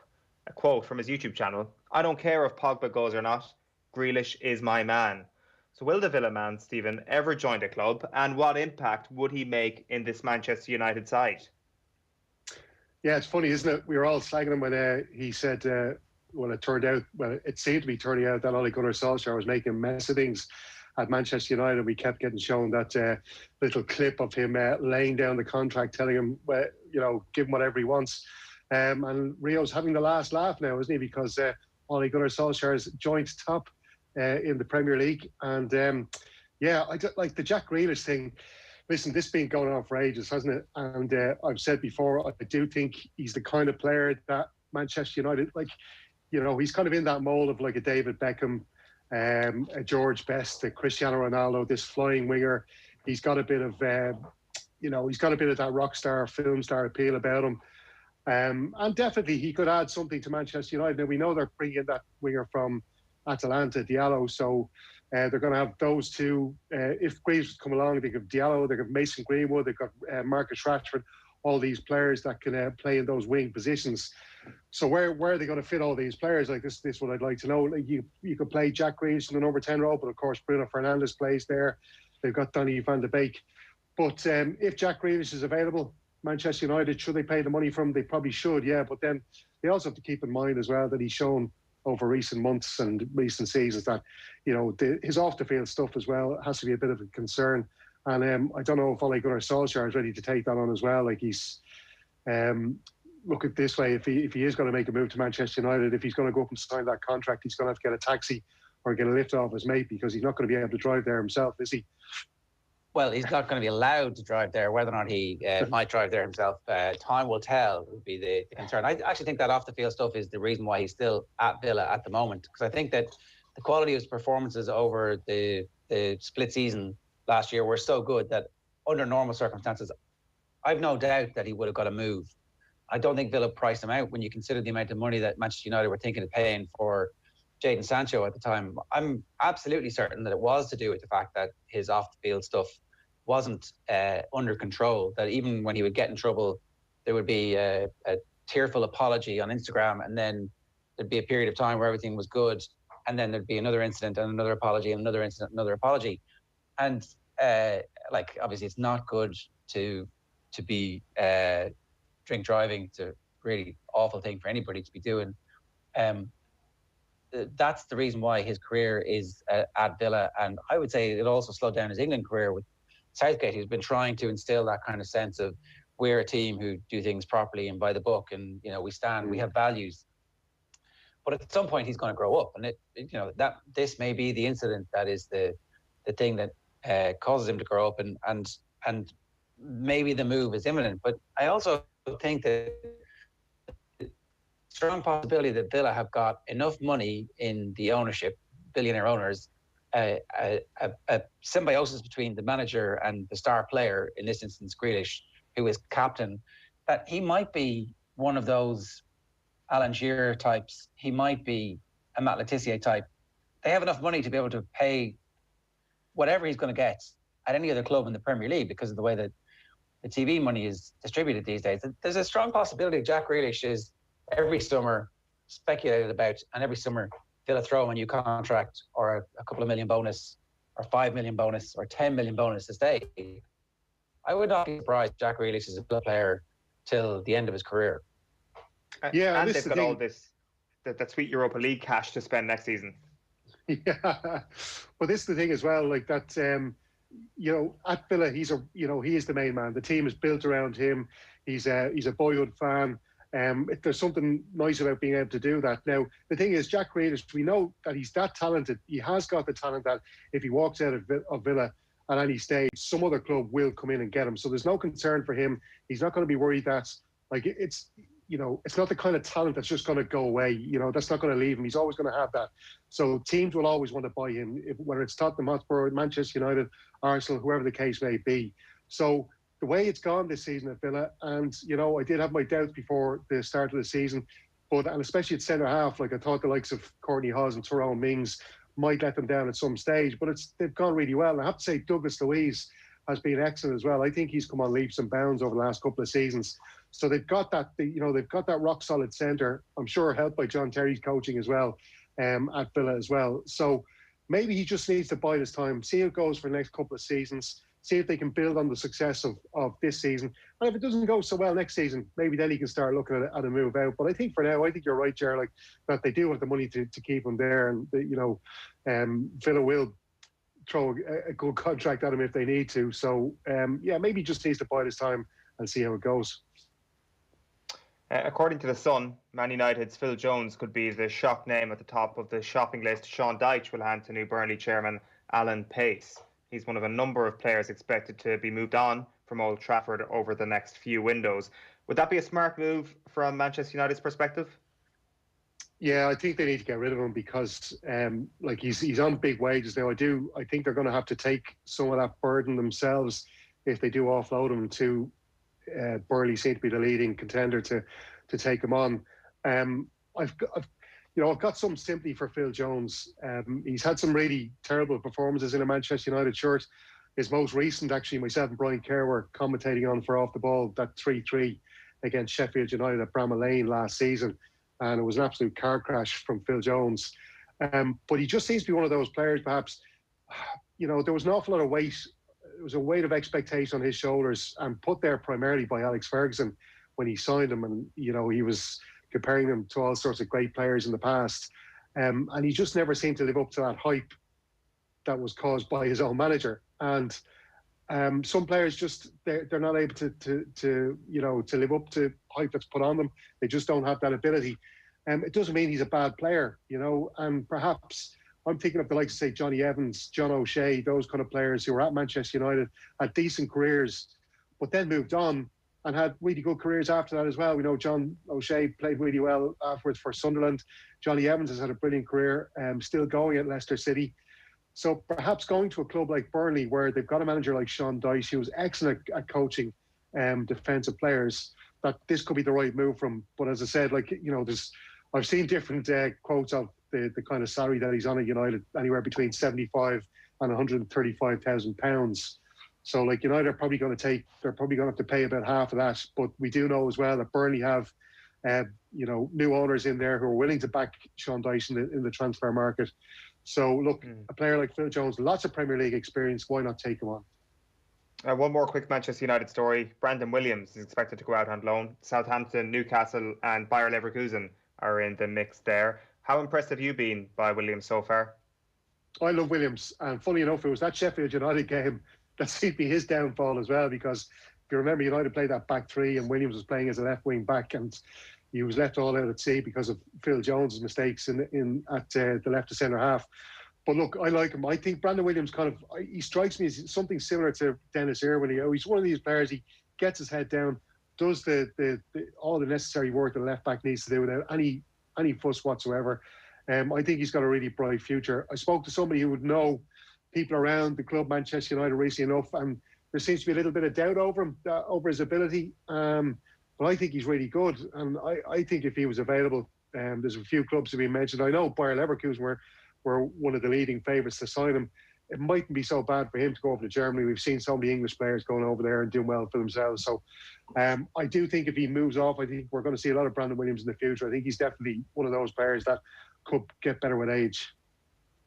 All right, it is 9:29 a.m. OTB AM is live in association with Gillette. Good morning, start with Gillette, giving you the confidence to tackle the day ahead.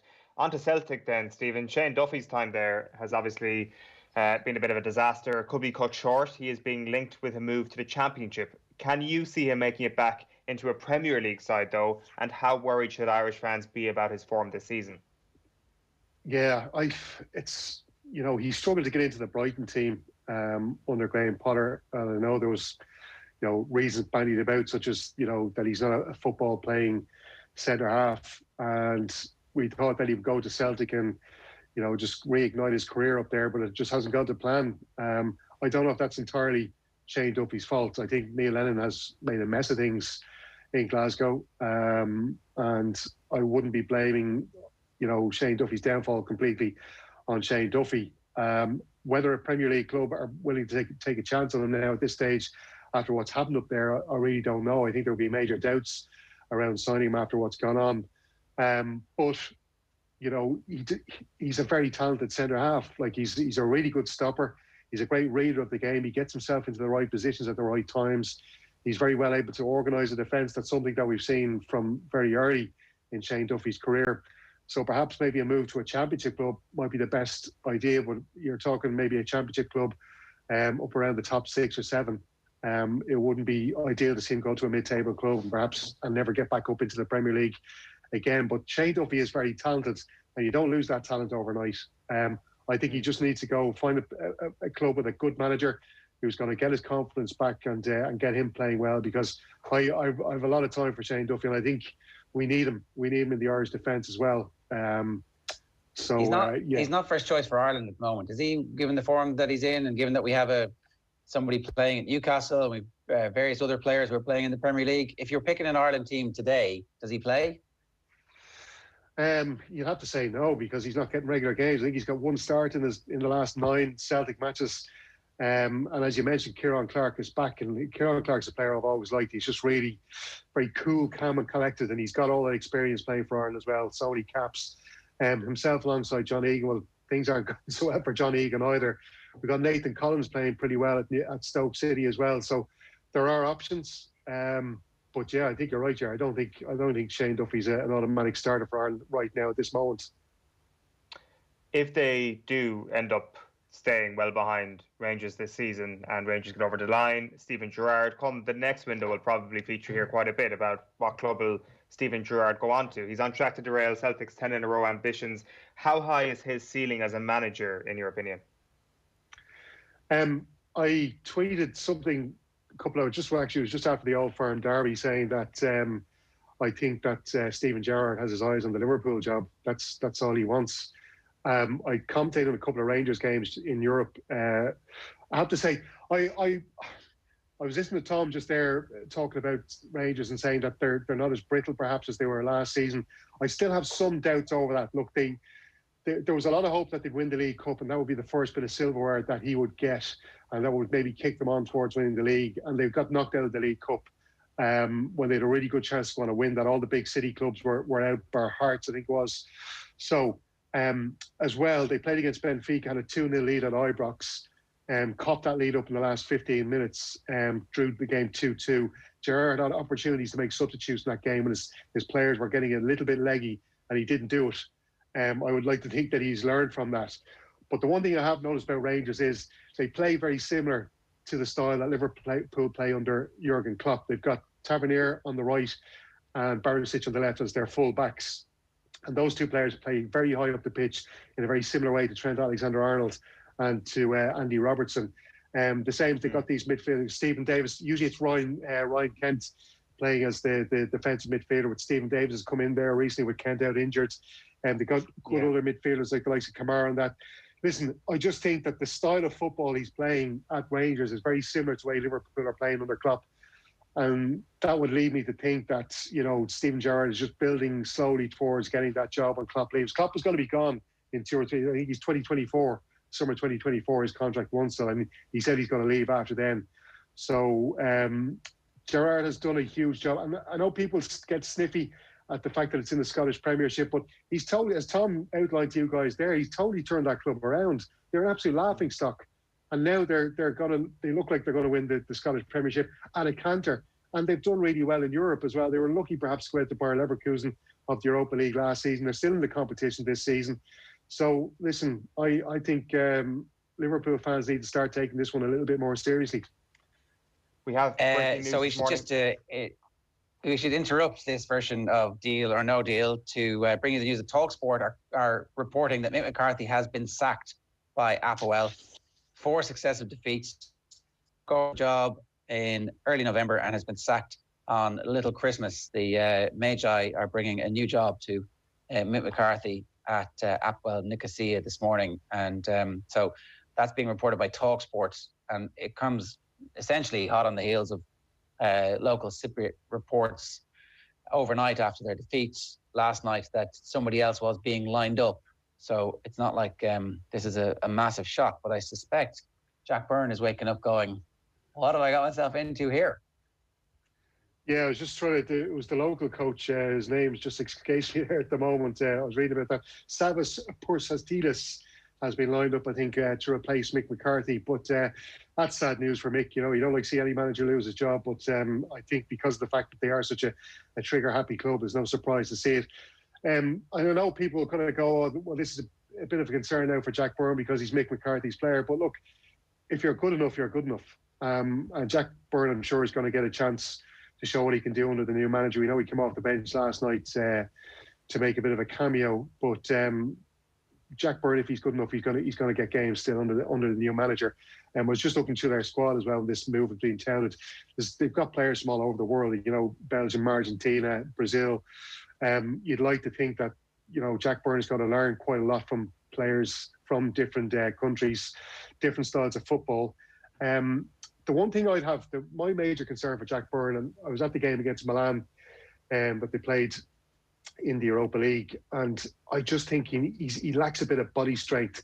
You know, we saw him getting muscled off the ball in that game, but against the likes of Kessié for Milan, and I've seen in international games as well. He tends to try and win free kicks in those situations, and I think it's something that he needs to work on.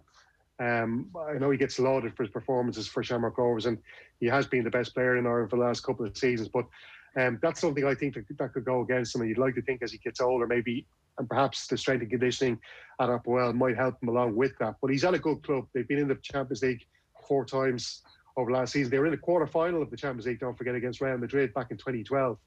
So we're talking about a big club here. He's also looking after his future. I'm sure he's got a big contract there. So he needs to stick it out there, and hopefully it'll go well for him. But I don't know where Mick McCarthy goes from here. But what do you expect from that? Gerrard was saying earlier on he's lower rungs of the Championship / League One. That's his level now. What do you think? Yeah, he's probably a bit like Sam Allardyce, isn't he? You know, I think maybe a Championship club, as Gerrard says, down around the bottom, they're trying to get away from relegation. Mick might be the man to come in there and get it done. Get it done. Sound a bit like Boris Johnson there, but anyway, I just hope whoever the club is that they've got players who can cross the ball. Yeah, that's the key point. Look, your point about Jack Byrne is well made, but like you can work on strength and conditioning now in Cyprus. Hopefully, over the next while, they've invested in him in that he has a contract. Hopefully, there's no early termination clauses or buyer beware stuff that they can wiggle out of that. Hopefully they will honour that and he gets the opportunity to prove what he can do out there. For Mick, like the comparison with Big Sam, obviously Big Mick has been relegated from the Premier League on more than one occasion. That's where their career paths diverge a little bit. That's the key difference there. So you're saying he's not going to take over at a struggling Premier League side. A struggling Championship side is what we're calling this morning for Mick McCarthy. Next up, just one other bit of Irish news just to wrap up on this morning. Deal or No Deal, Stephen. Republic of Ireland midfielder Jayson Molumby, he's joined Preston North End. The 21-year-old has left Premier League side Brighton and Hove Albion on loan until the end of the current season. Is this a smart move for Molumby? Yeah, my first concern, I was really concerned for Jayson when I think myself and Kenny Cunningham were doing Crystal Palace and Brighton earlier on this season off the ball. Unforgettable fixture that it was. And Jayson Molumby was on the bench. Or no, he actually didn't make the squad that day. But they played Ben White as a central midfielder. And we know Ben White is primarily a centre half. So you're kind of thinking, well, if Graham Potter is going to push one of his centre halves into that position where Jayson Molumby wants to play, that doesn't really sound too good for the Republic of Ireland midfielder. He's been on the bench last couple of weeks, just hasn't had a chance. So yeah, he had to get out on loan. There was talk Millwall perhaps we're going to try and make an actual transfer deal for him to sign him permanently. That didn't happen. I'd imagine by the sounds of it, if Molumby has gone out on loan, I think that's his decision. I think he still wants to prove himself at Brighton under Graham Potter. I think he believes he's good enough. I think he's good enough. But perhaps he does need that bit more of experience playing senior matches in the Championship. At Preston, he's got to play alongside Alan Brown, fellow Republic of Ireland international, which is good. They play a couple of formations at Preston as well. They played 4-2-3-1, which suits us as an Irish team. They've also played 3-4-1-2, which is something that they use at Brighton. So that will be good as well. So I think this is a really good move. Preston, yeah, they're a bit of a meh club, aren't they? Alex Neil's been managing there since 2017, I think. They haven't really made any kind of big move to get promoted. They've always been in and around the top 10 without making a major push for the top 6. So whether they're ambitious enough to try and get promoted to the Premier League, I don't know. Alex Neil doesn't strike me as the kind of manager who's going to, have a lot of success in his career, kind of a mid-table gaffer. But for Jayson Molumby, I think this is a good move because he's going to be playing in a very competitive league. He's going to be up, they're up around 7, I think around 8th or 9th at the moment. But as I said, they played those two formations, which would suit him both from an international perspective and also from a perspective of getting back to Brighton. Stephen Doyle, great stuff as ever. That is it for Deal or No Deal. I signed for them after the Euros, and after my first day's training, I was driving home. I was actually thinking, regretting it, what have I done? Like I walked into a circus. It's amazing, isn't it? Just a reminder that OTB AM is brought to you live every morning in association with Gillette. Good morning. Start with Gillette, giving you the confidence to tackle the day ahead. Tomorrow morning, we're going to be hearing from Aisling Sheridan, the Cavan footballer at Collingwood in Melbourne. We're talking NFL, and Andy Mitten joins us from 7:45 to chat through tonight's Manchester derby. Right now, though, we're bringing you Billy Joe Padden and Andy Moran on the next generation of Mayo footballers.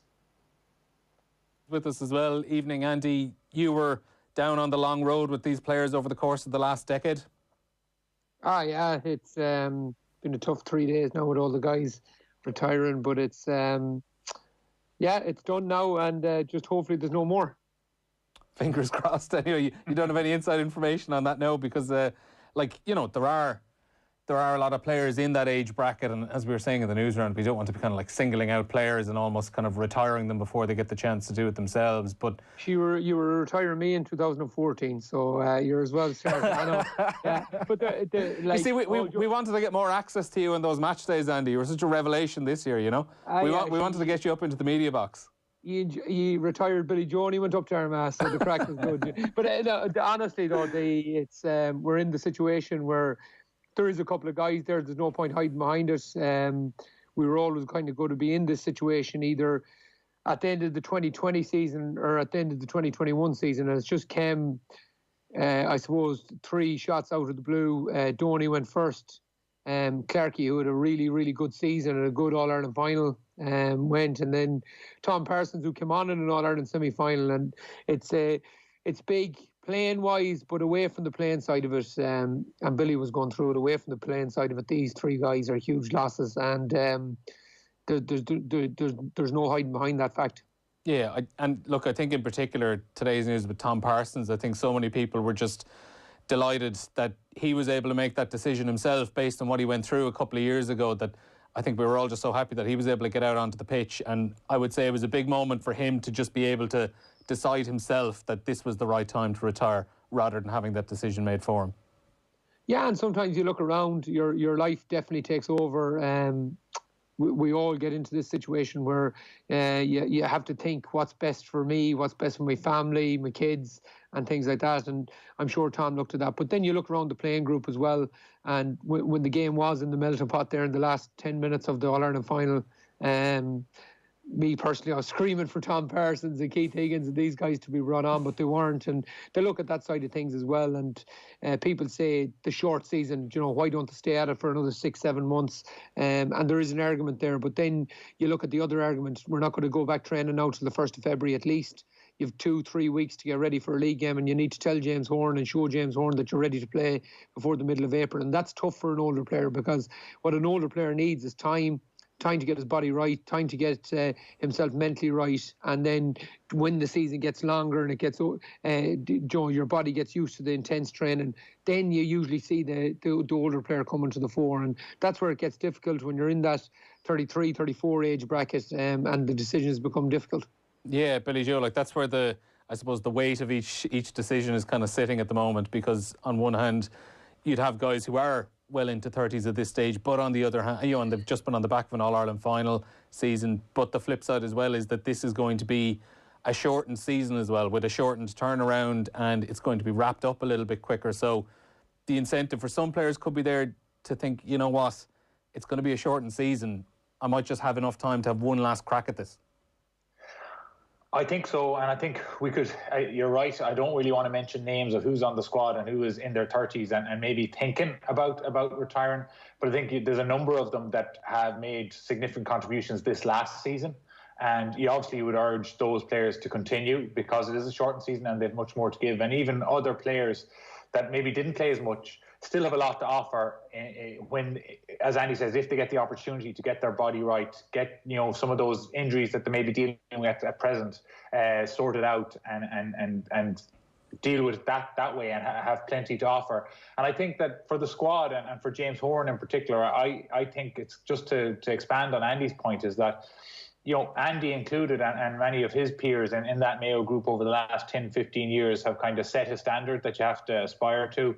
The 3 players that are leaving now were obviously key members in developing that and holding people accountable in the group. And that's why I think it's so important that, Colin Boyle and Chris Barrett and players like that continue to set those standards in the group, because it's going to be so important for some of the younger players to see that this is what's required, this is the standard you have to set, and what you have to continue with, and even reach beyond that. And that'll be vitally important for James Horan, whatever form the championship takes next season. Yeah, Billy, just coming in on Billy's point there, he's 100% right. It's very important for this Mayo team that these are managed. That, like we've seen with Cork in 2010, that great Cork team that won many leagues, got over the line in 2010, won their All-Ireland. And there was a huge vacuum then when the likes of Canty, Pierce O'Neill, Miskela, Podge Kassan, Noel O'Leary, all these guys just dropped off at the same time. And it was too big of a gap to fill in. Cork kind of fell away. And it's very important that the standard setters, like you look at Donny Vaughan, comes in 2011, we had just kind of lost the Jimmy Nallans, the Kieran McDonalds, all these of the world. Bang, he sets the standard. James Horan can now turn to Donny Vaughan and say, or to all the other lads and say, you need to get up with the runs with Donny Vaughan. You look at the likes of Clarkey, many disappointments, like huge disappointments in terms of injuries, loss in terms of finals, they like not getting. I'll give you an example. Ballina playing the All-Ireland club final, not starting that day. John Healy started because Clarkey was just coming back from an injury, never got his place back on the team, and kept coming, kept improving, and all of a sudden became one of the best keepers in the country. You look at Tom Parsons, who's retired today, gets dropped from James Horan originally, comes back in 14 and becomes a huge member of the team. And the standards these guys set are just like the vacuum they leave is huge. And when me and Billy Joe, particularly me, when I first joined the panel, we had Gary Ruan, we had Fergal Costello, we had Kieran McDonald, Jimmy Nallen, David Heaney, and they showed us the way. And it's just important that, as Billy said, Keith Higgins, Chris Barrett, Colin Boyle, Shamie Shea, all these boys kind of stay on to show the new guys, those Sheen Mullins, the Owen McLaughlins, show them the way and show them what's really needed to get to the top of the game. Yeah, so like even if the likes of those players you mentioned there, like Keith Higgins, Colin Boyle, Shamie O'Shea, like even if they aren't firmly part of James Horan's plans for a starting 15 or to be in a championship side, that just to make sure that there's a kind of a trickle effect from one generation to the next, that you're not, as you say, losing a big chunk of players like Cork might have done at the start of the last decade, that you can slowly kind of bring in a couple of players here or there, a couple of players drop out season on season, and like we've kind of seen with Dublin almost over the last few years, that when a couple of players go, there's a couple of new guys to come in rather than 6 or 7 at a time in one split season. Yeah, if you're coming to me and I think that's the Dublin or the name that keeps top on my list today, is that Joe Byrne drops away, but it's only Byrne. I know Jeremy Connolly dropped away, but Jeremy was kind of coming and going the last couple of years. You might have won this year, you might have won the next year, and they do it really, really well. And I do think it's important to manage them retirements because, as I said, the dressing room, I'm sure James Horan wanted to drop 1 or 2 players at the end of the season that mightn't be performing up to standards. But then all of a sudden you might have 3 to 5 retirements, and then is there 5 good players to come in and replace them at the minute? Then that's going to be difficult in a shortened kind of pre-season window. Billy Joe? Yeah, I agree completely. I think that the one thing, and Andy would have an opinion on this, I'm sure, as well, is that James Horan has a great track record with bringing new players in, bringing them up to a high level to perform at intercounty. He used 37 players through league and championship last year. Obviously, that included some of the players, even though I think Donny Vaughan, through injuries, didn't play any football last year. He had such a difficult time with injuries. There are young players there in the squad that have had a taste of it. That doesn't mean that they're the finished product by any means, or that they're absolutely ready, or even that their mentality is 100% right for what you need to do to play at a high level over a 9-10 month inter-county season. But it means that they have some experience in that regard. And I think that he'll draw heavily on those players that have some experience and try and get them to take the next step over the next season with the help of those players that Andy mentioned, some of those senior players, in terms of dealing with the hurdles you'll have to deal with. Young players sometimes come in and they play 2 good games in a row and everything's going well, and then the lull comes and it's difficult for 2 or 3 games, and it's how you rebound from those situations that's as important as any. And I'm sure that the experienced players would be very helpful in that aspect, in terms of the mentality of a squad as a whole. Yeah, Horan's record is superb in terms of, we go back to it, his winning record. He's 6 seasons played, he's 5 Connacht titles, and the year he didn't win the Connacht title, he won the National League. So he's got a track record in terms of how to get players right, how to get young players moving. I was lucky enough to be part of the under-20 coaching squad this year with Mayo, and there is talent there. There definitely is players there, and Horan will give them the confidence to go and kind of push. But you are replacing some of the best players that have played for the county over the last 20, 30 years. So it's that's not an easy task, but James is definitely a good guy to have in place to try to fill that void. Billy Joe, I don't think it's like overstating it or kind of, blowing it out of proportion, that it's probably the most important maybe 2-year period coming up that Mayo have had for pretty much the last decade or 15 years. Yeah, well, Andy made a great example there in the Cork example, and that the way they've fallen off, and Mayo will definitely be trying to avoid that. And I think that's why the next league campaign is so important. Mayo have, I suppose, developed all their young players in Division 1, where you can't afford to learn bad habits because you'll get punished. And I think that has been also a huge element in terms of Mayo's younger players coming into a Division 1 environment and having to get up to speed quickly, because you don't have time to take liberties or develop bad habits in Division 2, where you might get away with it in Division 2. That doesn't happen in Division 1. So they have to get out of there. And I've said this, that you can't rely on Aidan O'Shea or Chris Barrett or Killian O'Connor to Kevin McLaughlin to drag you out of Division 2. That's going to have to fall on the shoulder of some of those younger players. It might even be players, Tommy Conroy, Oisin Mullen, James Carr. Can he stay fit? Players that Conor Loftus, Matty Raw in the middle of the field, can they be the players that grab by the scruff of the neck and get you out of Division 2? And then you go into a summer with some of those older players, maybe haven't had the time, as Andy says, to prepare themselves properly for an attack on a championship. But those young players have to show the Mayo supporters that they have the mentality and the footballing ability to get them back into Division 1 as their first task.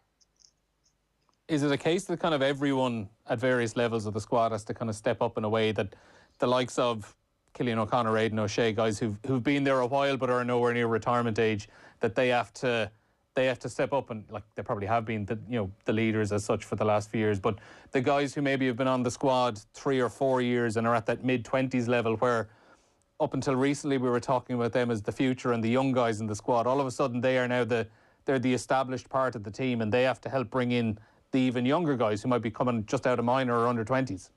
Yeah, there's no doubt about it in terms of playing. These guys are well able to play. And myself and Billy were part of squads before where we talent coming out of us. It was we brilliant players.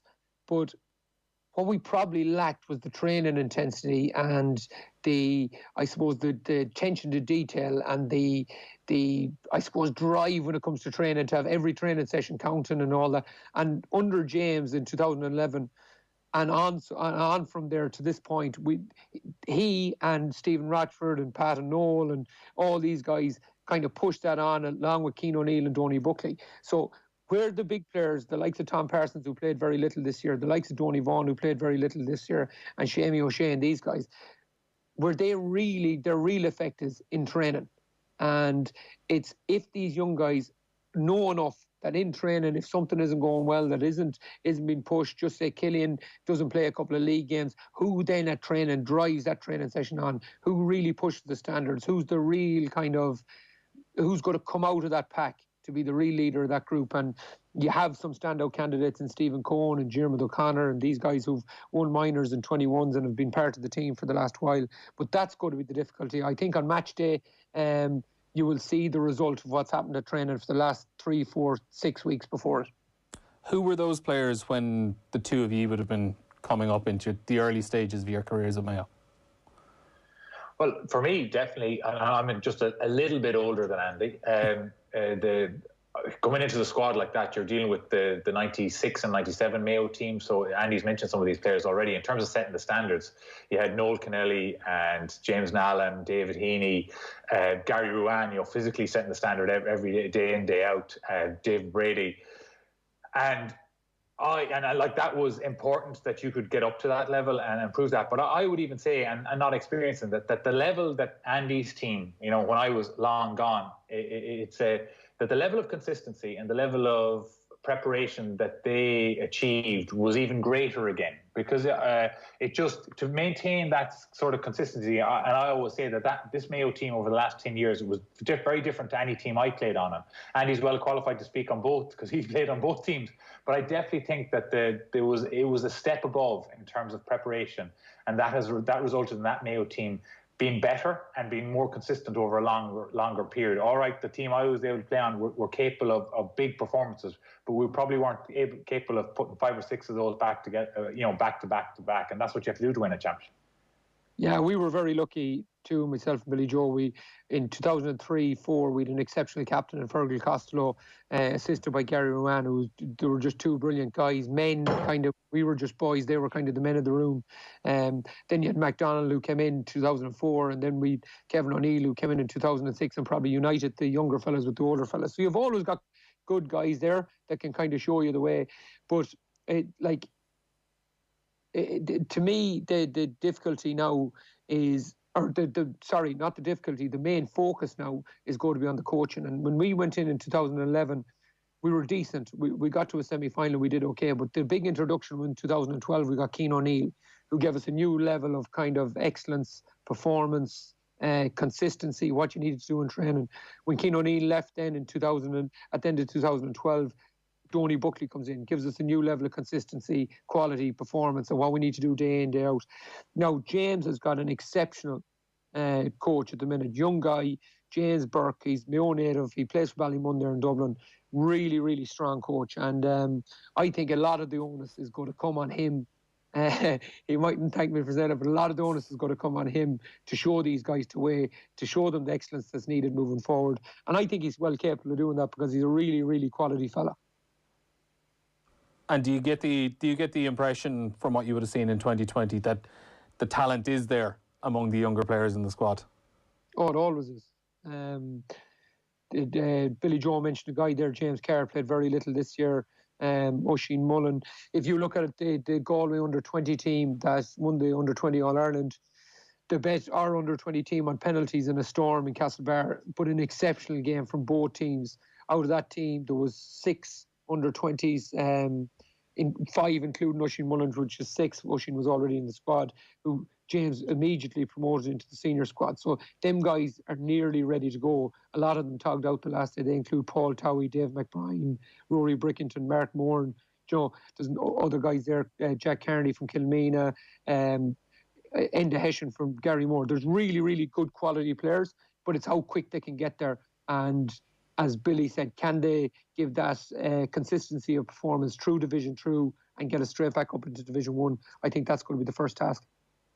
And another task then, Billy Joe, is obviously that there's, with so many players leaving, like there's a good bit of pressure on these young guys now. That, you know, they aren't just here to be given a shot and to see how they go. That there's a kind of a comfort blanket of so much experience elsewhere in the squad that the light is kind of on them now. I don't know what I call it pressure, because there's so many players there that are, you know, and Andy's listed a bunch of them, that, you know, when James Horan used 37 players, you know, there's real competition for places there, but there definitely is expectation that certain players will get to the next level. And the leadership role will be assumed by Diarmuid O'Connor and Darren Cohen and players like that. And they're well able for that. They're experienced enough. They have enough quality in terms of their makeup as individuals and their character. And they're good enough footballers to do that. Underneath them, I suppose, with less experience, there's competition for places. You know, James Carr, Tommy Conroy, you know, they're going to be Towie. They're going to be fighting it out for the same positions on the field, and it's who's ever in the best form at the time, and that's the way you want to be. You look at the half back line again. You know, Mo McLaughlin there. Oisin Mullen might want to play further out the field. All that sort of competition will kind of take away maybe some of that pressure, because the first thing you have to do is kind of, you know, get your place in the team and then develop and play to the standards that's required of you. But again, you know, Cillian O'Connor and Aidan O'Shea and Diarmuid O'Connor, players like that are going to be hugely important in that setup, in terms of just being the reference point for the rest of the players, in terms of in training, in games. When you're in a sticky situation, we have to react like these experienced players, like the way Cillian O'Connor would react, take the ball on himself, take the responsibility. And I do believe that James Horan creates the environment for those young players to do that. And I think that if they can stay on the field, if James Carr, for instance, if he can stay injury-free, and if himself and Tommy Conroy can play a lot of football together with Cillian O'Connor, well, they're only going to improve because of playing with a player like Cillian. Andy, are there a couple of names to keep an eye out for, I suppose, the general public who might not know necessarily? I'm not talking about guys now like Tommy Conroy or Oisin Mullen or anything like that, who we would have seen in bits and pieces, but guys who might really be on the radar of the general public that have a good future in Mayo. Yeah, obviously Mark Moran produced a really good performance in the National League game against Galway. He was top quality, picked up a small little quad nick then against Tyrone and struggled then after, but he's real quality. Paul Towie's real quality from Charlestown, the neighbouring club to ours. Dave McBride, club mate of ours here, he's full back, he's 6'2", he's got huge pace. Joe's got a real chance. Jack Coyne from Ballyhonus. Joe, there's players kind of all through that could make a difference. And they're players that James likes because they've pace and they've power and they can attack. And that's what he likes. He likes high attacking football, high octane football, getting forward, breaking the line. So that's what he likes. And them players can all provide that. Then outside them guys who haven't been in the panel, the likes of Enda Hessian from Gary Moore is a real quality player. Jack Carney from Kilmena, real quality player. And all them guys have a chance. Conor Diskin, who wasn't on the squad this year, and a few others like that. Joe, definitely give James options. And as Billy said, James is good at integrating these young guys and giving them a shot and trusting them. So fingers crossed we see more of that in 2021. And there's a bit of tension there because the guys are retiring, but then there's a bit of excitement because these new guys are coming in. I think as well on some of the new players, I think that Knockmore won the county championship last year. You know, Kevin McLaughlin is probably the most recognisable player on the county panel from Knockmore, and I think that maybe James might have a look at some of those players. You know, Colin Reap is a goalkeeper. Obviously, you lose David Clark, a brilliant keeper. You're going to have to be bringing in people in that area. and two forwards, and Peter Naughton and Aidan Orme, and players like that may get a shot as well. So they might be the next fellas into the panel when you consider that you're losing the caliber of player that you have. So there are options there. And as Andy says, I think he's right in that there's always a level of talent in Mayo. You know, playing for the Mayo senior football team is the big thing in Mayo. It still is. It will continue to be. And it's about, I suppose, finding that blend and finding fellas that are really have that determination and drive to do what is necessary to put themselves in the best position to succeed. Yeah, it's certainly interesting times ahead for Mayo and indeed for the Gaelic football landscape as well. Andy Moran, Billy Joe Padden, thanks a million for joining us this evening. Thank you. OTB AM. With Gillette, we don't just play the game, we change it. Gillette, made of